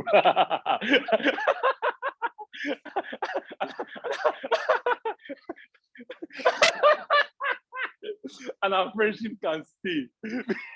So they won't give you feedback. So your friend comes and pitch you that, hey, I'm about to make this innovating fashion. They tell me is I'm going to make a trouser, one leg short, one leg long. That's it. I saw it in my dream. I was going to buy it. Like, man, guy, you go, girl. You go, girl. You go, girl. Buy it, make it, and I'll buy it. And then now your friend has said, oh my God, like, I can't even believe this. I need to borrow money now because this idea is hot. Before someone's going to make it, I need to borrow money. My friend is going to go and take loan, borrow from everywhere, going to China, travel China, go and ship a whole container of one leg short, one leg long trouser. Ah, hey, God. She's finished. Because she brings it to the country and nobody wants to buy. They will buy you. They must buy. Hey, you know, I mean, I'm owing money. You get my point? So the point is that people now invest a lot of money on that terrible idea. And now because they've invested so much in it, it's difficult for them to change. Sometimes they want to change, but it's hard to change. You get, someone bought a whole facility and remodeled it for kids, and then kids don't want to come. Kids will come. Kids have to come because now for the person to people are going to kidnap kids, we'll kidnap them and bring them here. They have to come. Do you know how much we spend on the facility? You understand my point? That's what this is the anger many times when you walk into a shop and tell the person that it'd be nicer if this painting was there. You know, we have to take down this wall for this painting to be here. So don't even tell me that this painting is going to stand there. It's going to be there. You know, like the painting you block people, like people's head should be hitting the painting. The painting is going to stay there. You know how much do you know how much that painting? You're putting too much. So they're too vested in it. So change becomes very difficult for them because there's a lot of money riding on that change. Right? So the idea is to prototype it cheaply. Cheaply. For example, you now don't build anything, don't even register anything. Right? Get your first client, get your first HNI, get your first poet, hook them up and walk that transaction through. That would help your business model. That will help you figure out, these HNIs will not pay for this thing. Hey, when they pay, they'll want to talk to the artist directly. How do I get, you will learn. The things that you can never learn on paper. You can only learn in a real life scenario. But you have to pilot your real life scenario cheaply. Don't go and do billboard. You have not spent $2 million on billboard. You will be too attached to that method to change, right? So pilot cheaply. In fact, I tell you that the best way to pilot, some people also say, I've done market research. I did a survey. Survey is crap. Hello, everyone. Survey is terrible. Nobody tells the truth on surveys. In fact, most surveys, people tell you what they think you want to hear. What would this person want to hear with this survey itself? Right? And they will tell you what you want to hear. So honestly, the best test of if people will buy is buy. And I'll give an example. So on one hand, you can actually say, pay for it. Many people you can pretend as though you have it. You've not built anything. You just say, I already have it. If you give me money, I'll bring it for you. I have a friend that started a business, rice business. She started without zero capital. Nothing. She literally used Word to create her logo. Type the rice, snap it, download that PDF as PNG, put it on her status. I'm now selling rice, so I'm a wholesale distributor of rice. Buy your Nigerian-made rice, premium rice here. Someone said, hey, you're selling rice, I'm looking for Nigerian rice. How many bags you need? 10 bags. All right, pay before service. They paid the 10 bags. She went to Kano, bought 10 bags, and Meduguri, Benue, bought 10 bags, came back and sold it, collected her profits inside. Bah. So the only proof that people will buy is that they bought, right? That's why some people tell you that, the survey said that they will buy, but why are they not buying? Because they lied, right? So one of the ways that we tell people to do something we call A/B testing, right? So you can build a website. Your website should not stand, these days you can build it by yourself. There's something called Wix. There is Wix. Build it yourself. There is Squarespace. There are 1,010 of them. It doesn't have to be fine. It doesn't have to be fine. There are templates. Use the templates. There's Canva. Now Canva even does website design. Use a template. Just do something simple. Right? We connect HNIs to great artists. Looking for artists at 100 Naira an hour. Put your bill there. Put the money there. Whatever you want to price it there. To buy, click here. Let the button be buy now. How many of us, we've seen an ad on Instagram, lovely ad, like, oh my God, I want this, right? You clicked on the link to the website, oh my God, this is exactly what I'm looking for. And that says $200, buy now. Close page, back to my timeline. Ain't spending $200 on this, right? So do you really want this? Now, if a survey came to you, imagine you went to the website and to the survey, will you buy this product? What will you say? Yes. That means something, oh my God, they're wrong. Now them they rush us. 200 people have clicked yes to buy. Now you've now called the product. Send it to them now. Nobody's paying. Why? Because yes, hypothetically, they will buy. If Ferrari now does a survey and says, will you buy a Ferrari? Me now, as a day like this, I go say yes. And all of us in the room will say yes. So Ferrari will now take the survey and say, hey, there's a ready market for Ferrari in Nigeria. We're going to go and build a factory in Nigeria because Nigerians want Ferrari. Hey, beer, like this. Long beer that they are going to grow. Do you get? Because from the survey, we want to buy because we really want to buy. Can we buy it? No. If they say buy now, we say, okay, let's check again sometime in 5 years when we've saved some money, right? You get my point? So the only way to say people, the proof that people will buy is buy. So what you want to do is you want to do a communication as though you've done it, as though you have it, as though it's in your house sitting down, right? And then you say buy. In fact, the best thing that if someone clicks on that button, you can actually tell them that, oh my, thank you so much for opting to buy. We are in the beta testing. So that's what tech will say. We're testing. We only have 100 people now on it. But if you drop your email here, we'll add it to our waiting list. And there's nothing that people like waiting list. It means that it's oversubscribed. Oh my God, everybody's buying it. And I saw that ad yesterday. Why didn't I click on it yesterday? Hey, maybe I would have gotten yesterday while waiting. Tell me how many years, how many months people were waiting on Clubhouse, enter Clubhouse. People were waiting for Clubhouse. Say, hey, God, this social media has not aligned us inside. This is what we want to enter inside. It's the one that don't want us inside that we want to go inside. Right?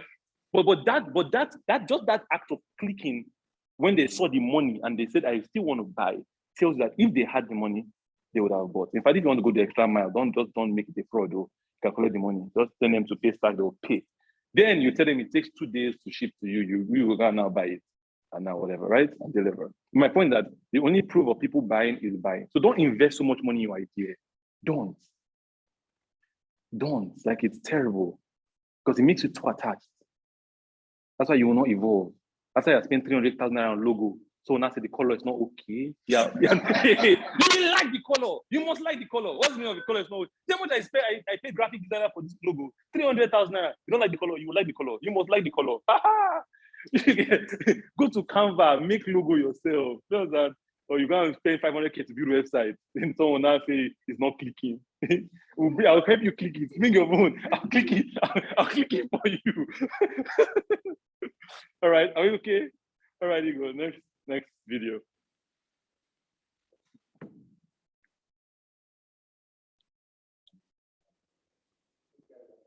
Senu is not there today. Okay, pause. Online people, are you there? We're here. We're Are here. you there? Am I We're making here. sense? Yeah, you're on course. Sure. You are on course. All right, cool. Okay, thanks. All right, you go next video. This video. Canvas? Well, you've tamed some of it by mapping the elements that are mostly within your control. But the world out there is full of threats, constraints, and opportunities beyond your control. They create the environment in which you'll design and build your business model, and in which your business will fight for survival every day.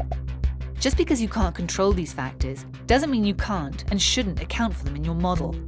Doing so will help prepare your model for threats, ready it for changing legal constraints, and prime it to jump on innovations. Let's see how mapping the environment will affect the Boomer travel agency model. On the right, you'll map market forces, everything related to the customer segments you've selected. Ask yourself, which other segments are there? Which ones are the most lucrative?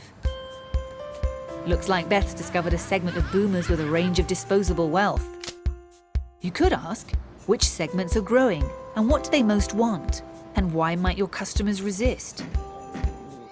Okay, good. Boomers have trouble adapting to new technology. Now above your canvas, map key trends. Are new technologies about to undercut your value proposition or supercharge it? What regulations are coming up? How is society at large shifting?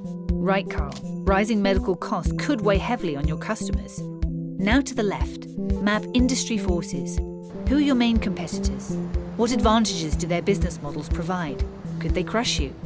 Your industry may already have a dominant competitor, but ask yourself, where are their weaknesses? Can you disrupt them? What might happen as suppliers and partners evolve or don't? Better to know now that the travel field is crowded and volatile, right, Carl? Finally, below your canvas, map macroeconomic forces. How is the global economy doing? Markets may be in a state of rampant uncertainty. How available is capital? Venture capitalists may be taking few risks. How well is the infrastructure developed in the market you are doing business in? Sure, many boomers are experiencing a decline in living standards. Now you've mapped your environment, full of threats, opportunities, and constraints. What do? Use the map, of course, to make your business model more responsive. Looking at industry forces on the left side of your canvas, ask, does your model have a competitive edge today? Tomorrow? Good thinking, Beth. That dominant competitor could be a threat. Looking at key trends on the top of your canvas, ask, is your model prepared for emerging trends? Okay, if rising medical costs encourage overseas treatment, that could be an opportunity for your travel agency. On the right for market forces, is your model in line with evolving customer needs? Sure, if your customers are resistant to the internet, you're right to rethink delivery through a website. And below for macroeconomic forces, how will your model adjust to macroeconomic shifts? Yes, Beth. Unfortunately, travel is becoming a luxury that a growing number of your customers can't afford. But don't be overwhelmed by these elements. Asking and answering these questions will help make your business model better suited to its environment and that much more likely to succeed. Now you're ready to start testing your model in the real world. Okay, pause, you go. All right, so again, what I just said is that your business cannot exist in isolation of the world, right? There's other things around the world that you cannot control. This model shows you the things that you can control. You can control your value, you can control your cost. Yes, and these are the things that you have sort of control over, but there are other things outside it. So market forces allows you to figure out what are all the other customer segments, possible customer segments, what are people buying, what's the market like, right? And you need to factor that in, right? Key trends, what's happening in tech, what new emerging technologies are coming out, what regulations are coming out. I remember back in my investment days, we were speaking to cryptocurrency startups then that you need to engage the government. They're like, oh no, cryptocurrency is not regulated. I said, that's why you need to proactively engage them, because they'll wake up one day and they'll lock you guys up. And guess what? That not happened. One day, CBN governor woke up and said, cryptocurrency is banned in Nigeria. Like, you get? But imagine if they were actively involved. So regulation, what's happening in the world? So you don't do something that's out against the law entirely, right? Then industry forces. What are other people? What are all your competition doing? What are other businesses doing similar to yours? I know people like to always say this kind of thing. You know, someone say, who's your competition? I have no competition. Why? Say because there are dishwashers and there are dish dryers, but I'm the only person that's combining dishwasher and dryer together. That's why I don't have competition. All right, so this is what you need to think about when you think about competition. How are people solving that challenge today? However they're solving that challenge today is your competition. I'll give an example. So nanny now, if I say I'm doing a nanny service, who is my competition? You say there's no other person doing nanny service, so I don't have no competition. That's not true. Your competition is the cousin in the village that they're sending to come and stay in the town. Your competition is the mother that's going to come and do a mugo and coming to come and bath baby. That's your competition. You get? So competition doesn't necessarily mean who is doing the same business of mine the way I'm doing it. No, it's how are they solving this problem today? It might be crude, it might be terrible, it might be inefficient, right? But that is who you're competing against, right? Great. And then finally, macroeconomic forces. This is thinking on a much global scale, right? What's happening in the world? What's happening with capital? Are they international businesses coming into my market? You get? So for example, now you go and figure out, I want to do something really unique, right? I want to do an Amazon for Africa, but then you realize that on Amazon's growth trajectory next year is Nigeria. So you know one of two things. Either don't do it or do it and grow really fast so that when Amazon comes, they buy you up. So it's one of two things. You get? So my point is but you have to know this if you need to take the globe into perspective when you're thinking about this kind of things, right? So all of these other forces you can't control, like COVID. Nobody saw COVID coming, right? So businesses that were not particularly already adapted to digital age had to die, right? Those that could adapt quickly adapted and they took a more digital strategy. So those kind of things are things you need to factor in. But COVID, we all saw COVID coming, right? It started in China, started wearing masks, blah, blah, blah, blah, blah, but we never thought it was going to get here. So someone that was really smart, like, oh my God, what's going on there? Will it affect my business? What can I do to make a change, evolve, and all of that stuff? Would have responded better. Okay. Sorry, any questions so far? Any questions? Oh, you have questions I did not see. Ah, God, please. Microphone, our microphone. Okay, my question is, the idea is to solve your problem. So do you guys get the idea to solve the problem, or you get the idea from an existing problem? So personally, I don't think there's a hard and fast rule to it, right? I would think that there's a problem first that you notice, and then you now came up with an idea too. Because the problem, I understand you, because yes, I know people that have an idea looking for the problem. Well, so what problem is that they're going to solve now? Because I really want to do this thing, right? So the real way, I feel for me, this is my personal way, but I always know that this life, there's really no hard and fast rule to stuff. The best way, I think, would be that you saw a problem and you started thinking about a solution to it, right? But I'm not sure how you just come up with a solution without a problem. But you can come up with an idea without a problem, like right? So, but I think that you should always have a problem. So either way, find a problem that it actually solves. But if you have an idea again, most likely you'll be hugging the idea and trying to shove it down people's throats. Yes, sir. So I wanted to ask as a fallout from what he asked. Yeah. So what happens, or where would you place yourself if a problem exists and ideas have been raised and are trying to address the problem, but you feel those ideas are not the solution to that problem? And so off that, you are now trying to create a solution to that problem that is slightly different from what they've done. Does that work? So the question really would be, is the big problem the issue? Or is the problem the fact that the solutions that have been profiled do not work? Okay, so first of all, there's a problem, right? I know, and I always fight with my female friends when I say this. You cannot feel that the current solution doesn't work. You cannot feel it. even though I am very aware of females' intuitive powers, and I know that it's incredible. Like I can't fault their intuition. However, you want to back your feel with empirical evidence, because anybody's going to invest in your business based on your feeling. Oh my God. So I know that PricewaterhouseCoopers has earmarked $2 billion for this problem, but I feel like their solution will not work. Better give me empirical evidence and show me how that PricewaterhouseCoopers has spent 500 million in the last 6 months and they tried to solve this problem. But guess what? They targeted 300,000 people, but only 1,000 people joined. And the reason is because I've figured out that the reason why only 1,000 people join because 200,000 people don't have access to the internet. And so my own solution is that I found an offline way to deliver the same product and service to these people by cutting the internet connectivity issue in Africa. And I'm going to need 300 million to make this work. So it didn't work. The other person did not work because you found out why it didn't work. Then you found out how it's going to now work. We'll give you money. Do you get my point? So you can say, I just feel. I'm feeling in my chest. Right? No. So it's possible that, in fact, it's even possible again, that someone has solved it and is working.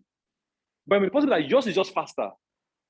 It might be possible that yours is just more efficient, yours is cheaper, yours is something else. It might even be possible that yours is not faster, not more efficient, not cheaper. You're just going to target a different market. So guess what? My business is Airbnb for Africa. Chicken now. That's my pitch. Airbnb is available already. Is it working? Yes, but it's in Europe. They're not in Africa yet. In fact, there's a company called Rocket Internet. Have you heard of Rocket Internet? Rocket Internet. Yeah, $1 billion company. This is all they do. They take an idea that's happening, that's working in America and Europe, and take it to emerging markets and copy exactly the same thing and grow it fast enough for those people to come and buy them. Very simple strategy. Yes. The end game is to be bought. So Amazon works in America. Amazon is going to go to Europe next. Chances are Amazon is going to go to Asia third. Plus or minus at current growth rate, Amazon will get to Asia in 7 years. We're going to Asia now. Copy, in fact, they'll copy the website, copy, just all of the copy is the brand. Everything, the same thing. Take it to Asia, invest heavily, and then waiting for Amazon to come. So once Amazon comes, exactly, because like it doesn't make any sense for me to go, this guy already has the infrastructure, has the market insight, has the customer base, it just makes sense for me to buy them up. And they sell, right? So I think they made one wrong move with Jumia because they thought Amazon would come to Africa earlier, but Amazon has still not come. So, and they're bleeding money too fast, so they have to go public. So they have to raise money from the public market. My point is, that's the strategy, right? So all I'm saying is that the fact that somebody else is doing it doesn't mean you shouldn't do it, right? In fact, many times, the fact that somebody else is doing it is a validation of your idea. So people think that when you say, I have no competition, I think it's an advantage. Investors don't like to hear that. I have no competition means that nobody is doing it. Nobody's doing it. Why? You get why? If nobody's trying to solve power supply in Nigeria, you get why? Well, you wish. Someone said that a pioneer is somebody that is dead on the floor with arrows in his back. So we want somebody else to be the guinea pig. Go first. Is he dead? No. Okay. Then we will join. Right. So I'm just letting you know this. All right. We have 2 more videos and we are done. And my time is already up. All right, Igor, we're going to speed through these 2 videos and then we'll do a short Q&A. And that'll be it.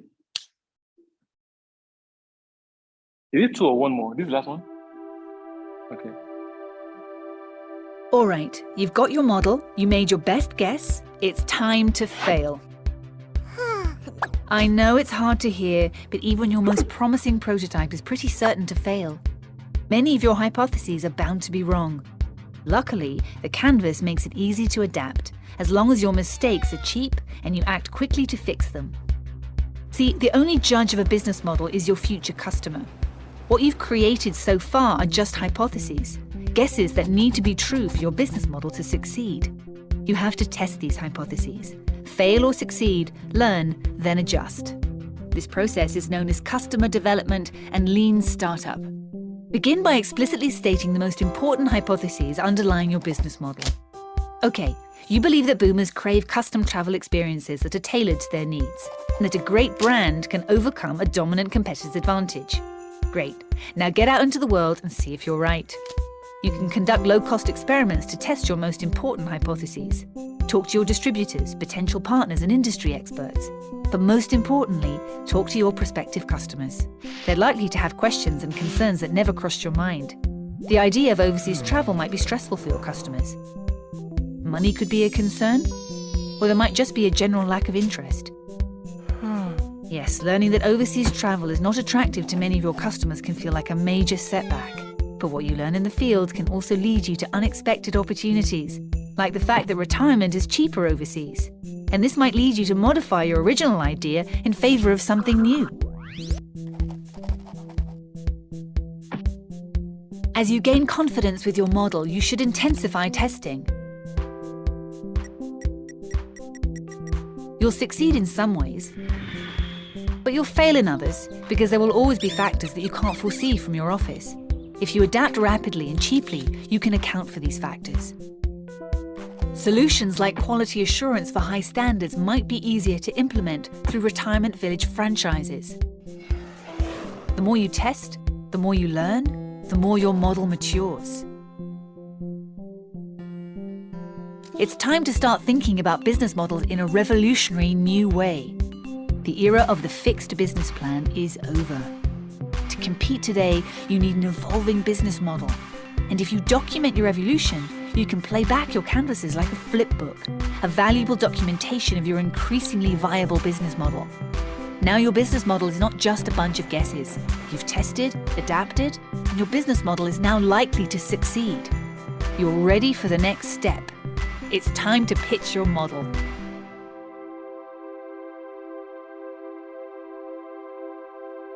Okay, last video. Any questions so far? No? All right, here you go. You came later, dancing will have the last video. You're not serious.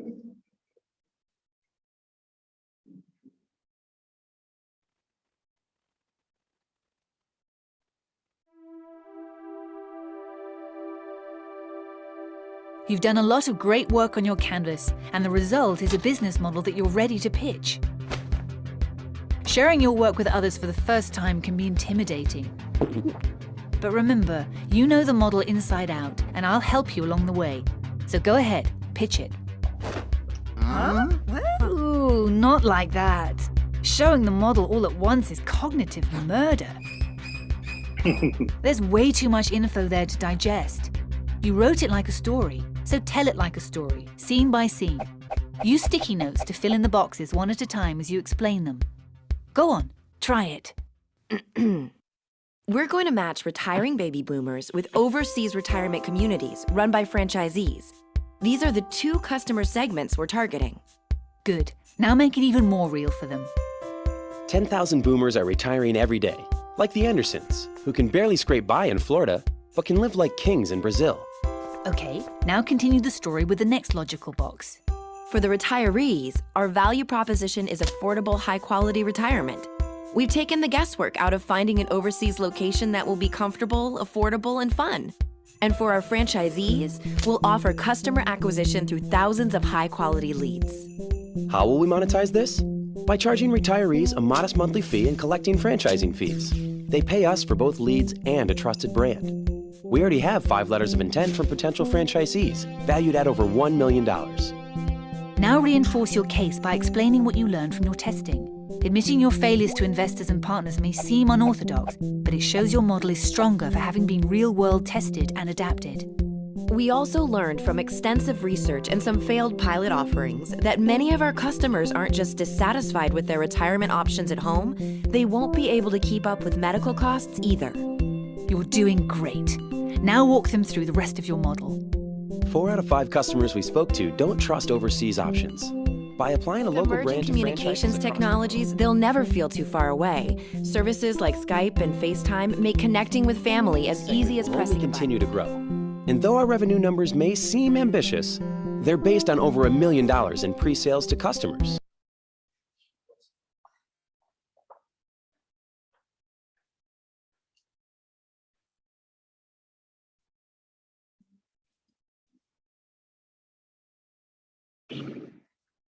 Any questions so far?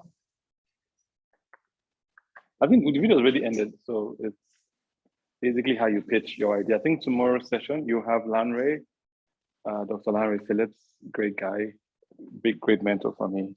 You learn a lot from him also, and also about how to tell your story. Okay, so any questions? Anything in general about your business, and any, doesn't have to be about this class, anything at all. Yeah. Let me give you the microphone. Where's the microphone? Do we hear you?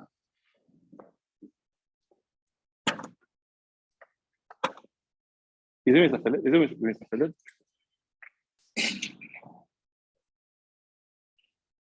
Mr. Phillips, are you using the microphone? Yes, I have. Can someone out of this class please do something about Inverter is already there. Inverter. Yeah. It depends how many batteries you want. It depends on how many batteries you can afford. You have like three bedrooms of 3 bedrooms of batteries.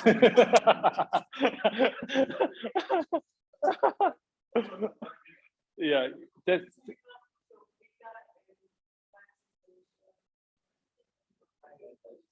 or you buy Tesla batteries. You buy Tesla batteries. Enough money to solve this distraction.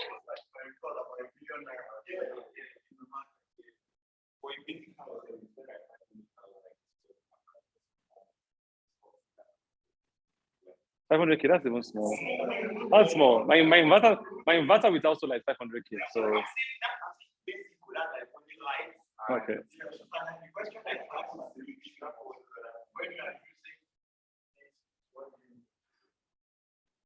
Right.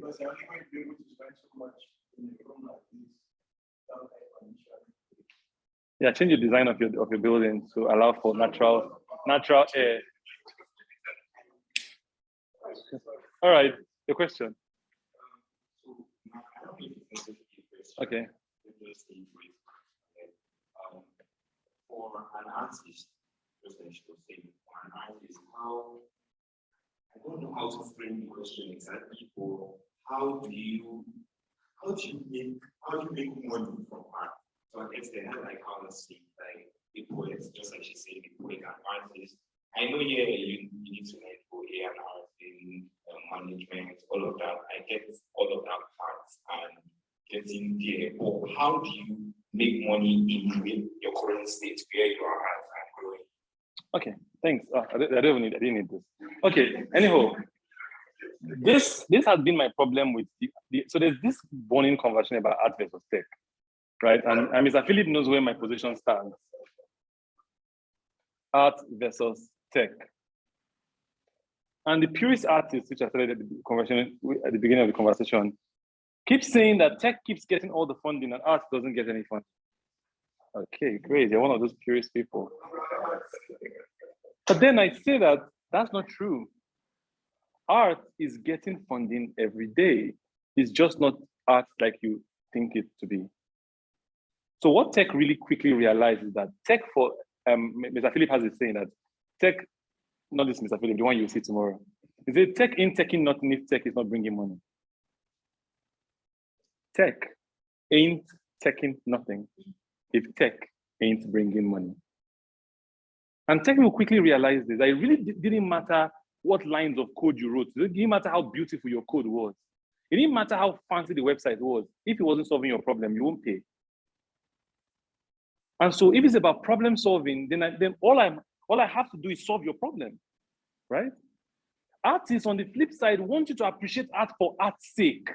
And that's the problem. It's not a problem. So when you are in a world where you have eat belly full, and then you can start thinking about the finer things of life, and then art becomes your way of expression. In Nigeria, where everywhere they hot, nobody is trying to think of expression. And guess some people have found out the solution to this. So they have found out how to use art to solve problems. And I'll show you some people. Taoma, skit makers, who your purist artists will tell you are doing crap. That's not art. That's not theater, but it's theater on Instagram. And they are millionaires. They are multi-millionaires. They're solving a problem. What's the problem? Brands need to reach customers in a way that doesn't look like advertising. All of us don't like advertising. Once advert starts, click next. Everybody, once you see advert, you switch off. But when you see Thomas' funny video, you will watch it. You will watch it, you will share it for free. Oh, Thomas is making money, but you will share it. Guess what? You will share it. Won't you share it? Man, this video is so funny. Inside the funny is the advert. That's art. So what you need to figure out with art is, how does my art solve a problem? If your art solves a problem, guess what? You will get funded for it. Netflix is solving a huge problem. Netflix is solving the problem of distribution. How do you get your film to people's hands without piracy? Guess what? Netflix. Is Netflix funded? Of course, super funded. Instagram is art, pictures. Canva is art, graphic design. So there's so many artistic startups that are raising money. But people are not going to fund art for art's sake.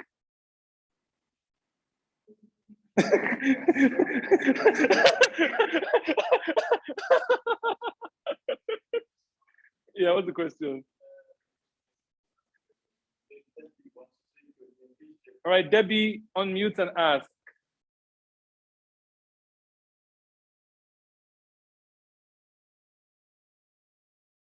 Okay, Debbie, unmuting?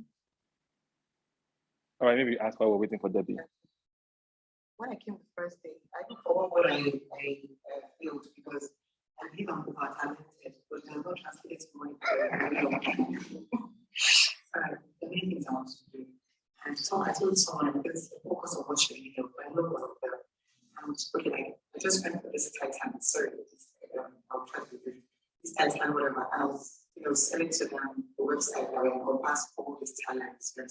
But truth is, I need a manager. I just need I sing, I write the records. It goes for artists, I realize all the time. So how can I translate all these things to money? Is it just, I don't know, I came in it so good.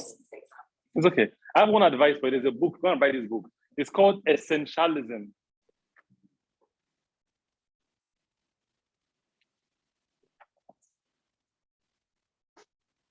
I spell like crap, so just take the essence of it. It's essentialism, the disciplined pursuit of less. I don't know, some guy. Essentialism, disciplined pursuit of less. Now, the thing, so I used to be like you. I used to have so many passions and so many skills. And that's the problem with talented people, is that you can do so many things, right? And that's why some of the most successful people in the world are the most untalented people. Have you noticed? Because they can't do squat. And the people that can do a lot end up doing either too many things and not doing anything well. Especially when you're really good at it, you don't have to even rehearse. You just show up and just and blow the crowd away, right? You even show up late and they'll still wait for you, right? The problem. The Charlatan talks about how you should narrow. One of my bosses would tell me one time that dreams are jealous. Like, what does that mean? The dreams are jealous. When you have more than one, and you're trying to pursue more than one at the same time. Now people tell you, oh my God, no, but how about Richard Branson? Richard Branson has the Virgin conglomerate. How about Dangote? Dangote has Dangote conglomerate. How about the Dangote start with conglomerate? No. Did Virgin start with conglomerate? No. None of them. You say Elon Musk. Elon Musk is the only guy on earth running 3 unicorns at the same time. Did he start with 3 unicorns? No. So many times you have to narrow down on one. Sometimes not even the one that you like. Sometimes the one that is the boringest, is the one that is the easiest, but you do one. You do one so well that you now have the halo effect. What halo effect is? Halo effect is the effect that because you're so good at one thing. That's why, have you noticed this? Anybody that made a name in any one thing, people want to give you money for anything else you want to do. If Dangote tomorrow says that, hey, it's hairdressing I want to do, people will get money, raise money. People will give him money. Why? Because he has a halo effect now. He was successful in cement. Just how does success in cement mean that you're successful in rice? It doesn't, there's no correlation. But you did cement where take my money for rice, take my money for sugar, take my money for petrol. He's building a refinery, he raised money. There's no link. But what's the link? The link is Dangote. Is that if it's me, I know how to execute anything. And that's the problem with talented people. Many times, talented people don't have to execute shit. They can dream it. Leave it on the dream. Leave it on the dream. Come and do it. Problem. So you need to go and learn execution. And just pick one thing and learn execution. Once you are able to do that one thing, all the other dreams, you realize that all the other things will come in. You'll be able to do it easier. It will be so much easier for you. Right? All right. You're going to say something.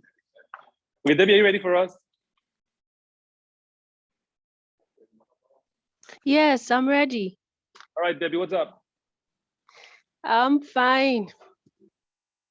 What's your question? Before my question, I would like to say that your laughter has contributed in making the session interesting. My I laughter. wanted you to know that. Yes. Okay, so my question is, one of the slides, it spoke about business model. So I'd like to find out how one would know the right business model for their business if they were to have one.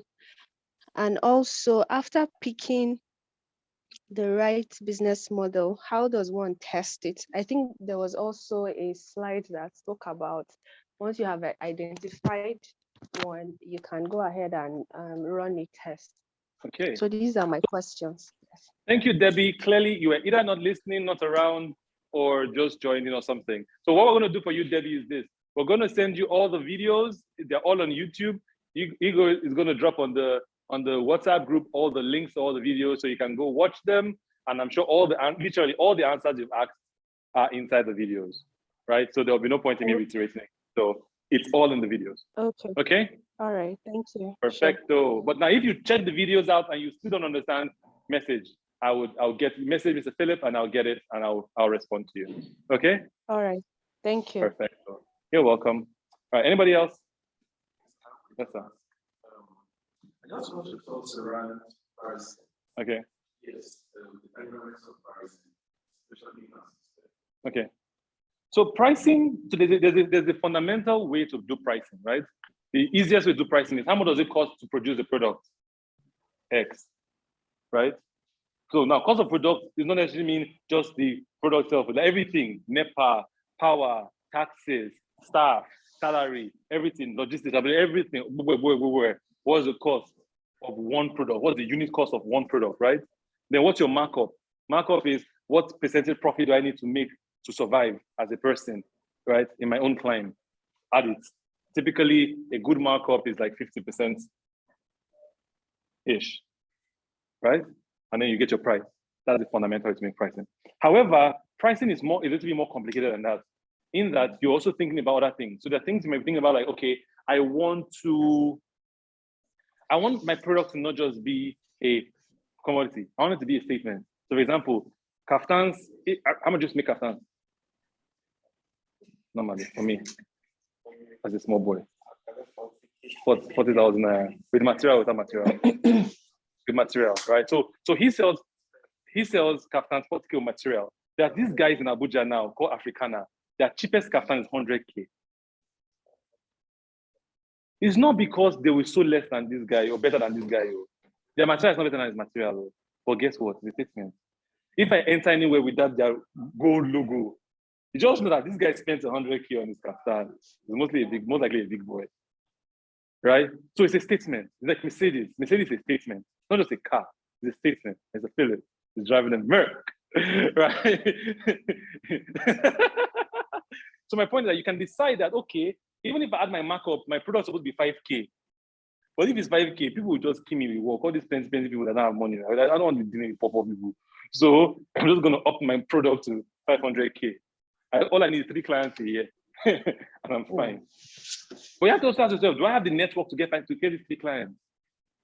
right? You might not. You might need to build that clientele, right? But my point is, so the fundamental of pricing is just add the markup, total cost plus markup, whatever that is, you get it. And then sometimes you can also say that, okay, maybe my markup 50% is too much. Maybe I should make it to 10%, sell my prices so much cheaper, or sell so much. So because I'm not cheaper than everybody else, like Biggie, nobody ever thought that Biggie was going to beat Coke. I don't even understand how Biggie beats Coke. I can't understand it. It doesn't make any sense to it because Biggie tastes like crap. However, Biggie is big and cheap. And guess who they're selling it to? Nigerians that don't care about quality or satisfaction. Biggie knew something about the market that Coke never knew. I know, I'm telling you. They took out, like, I couldn't even believe, my last time in Lagos, in traffic, I couldn't find any rap about Biggie. I couldn't find it. I wanted to drink Coke with my quality lifestyle. I couldn't find it. I bought Biggie. Or die of thirst. No budget, everything. But they understood the market. They understood that the most of the Nigerian populace are not buying quality. They are buying satisfaction. So the more volume in my stomach, the happier I am. Because I'm in a car, on traffic, 3 hours home. 100 naira. Yes, do you get my point? So that's pricing for you. You can either say low price, large volume, high price, small volume, depends on your stress level and what you want to do. Sorry, but when you have a situation where this 50% markup is still a challenge for people. Yeah, I told the wrong people, no need now. Your market segment, you need to go and figure out your market segment. You get, like when you're doing your customer profile on your market. The business needs to survive. Of course. So you need to find what we call there's something called product market fit. You have done a really great product, but until you find the right market for that product, you won't be successful, right? So at this price range, because there's a minimum price range that your product will work. Just for example, if your cost price now is 2K, you can't say that 1.5. It's not, you would die.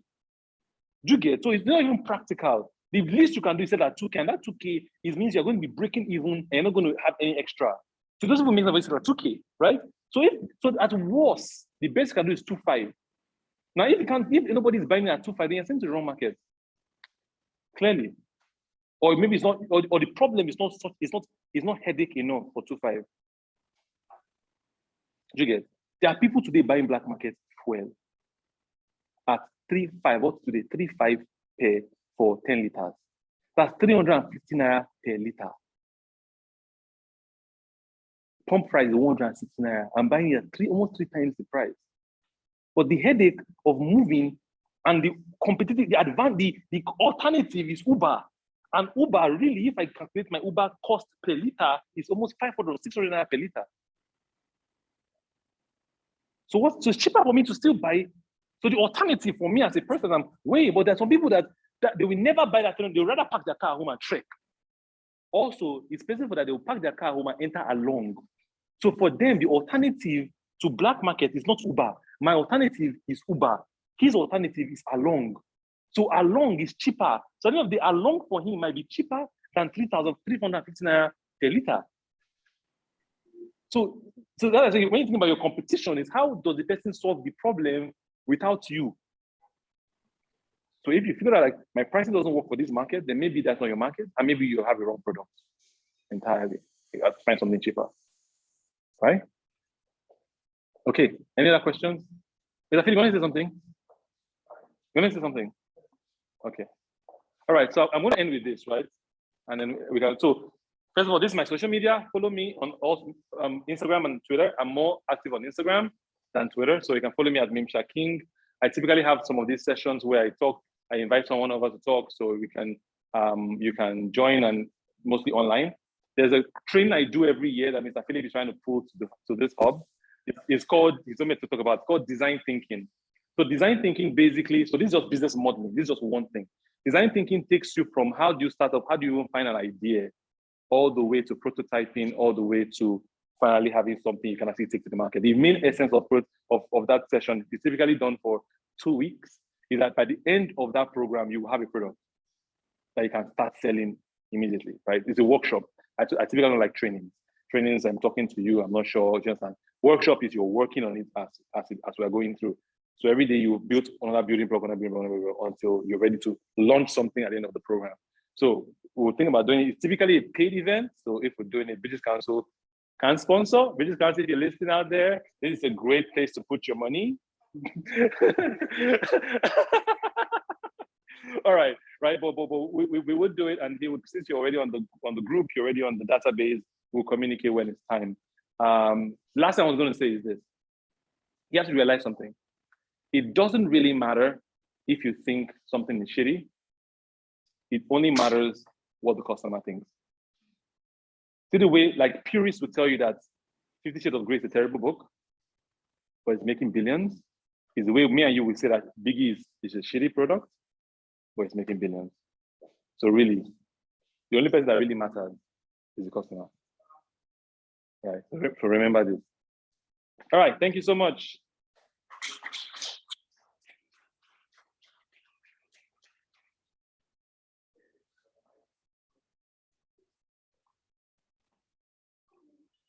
Thank you so much, Mimshan, for the time. Thank you for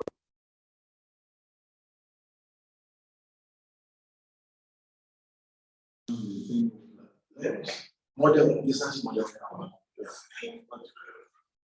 So this continues tomorrow. Tomorrow we're bringing a top speaker in the ecosystem here in Abuja, Dr. Larry Phillips, and he'll be teaching us how to make money, period. So if you thought you learned something today, Mimshan has carried you through that journey, covered here, industry and all, get prepared to join in tomorrow, but come tomorrow and learn how to make money. You asked an interesting question. You have a scenario, what are you supposed to do?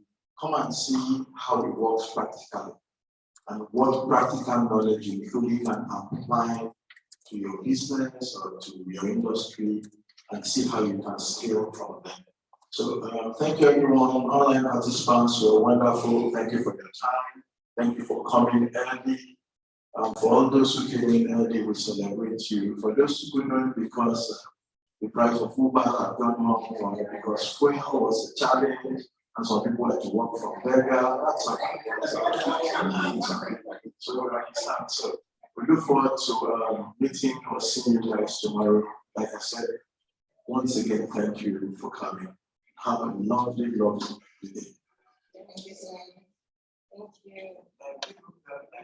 Thank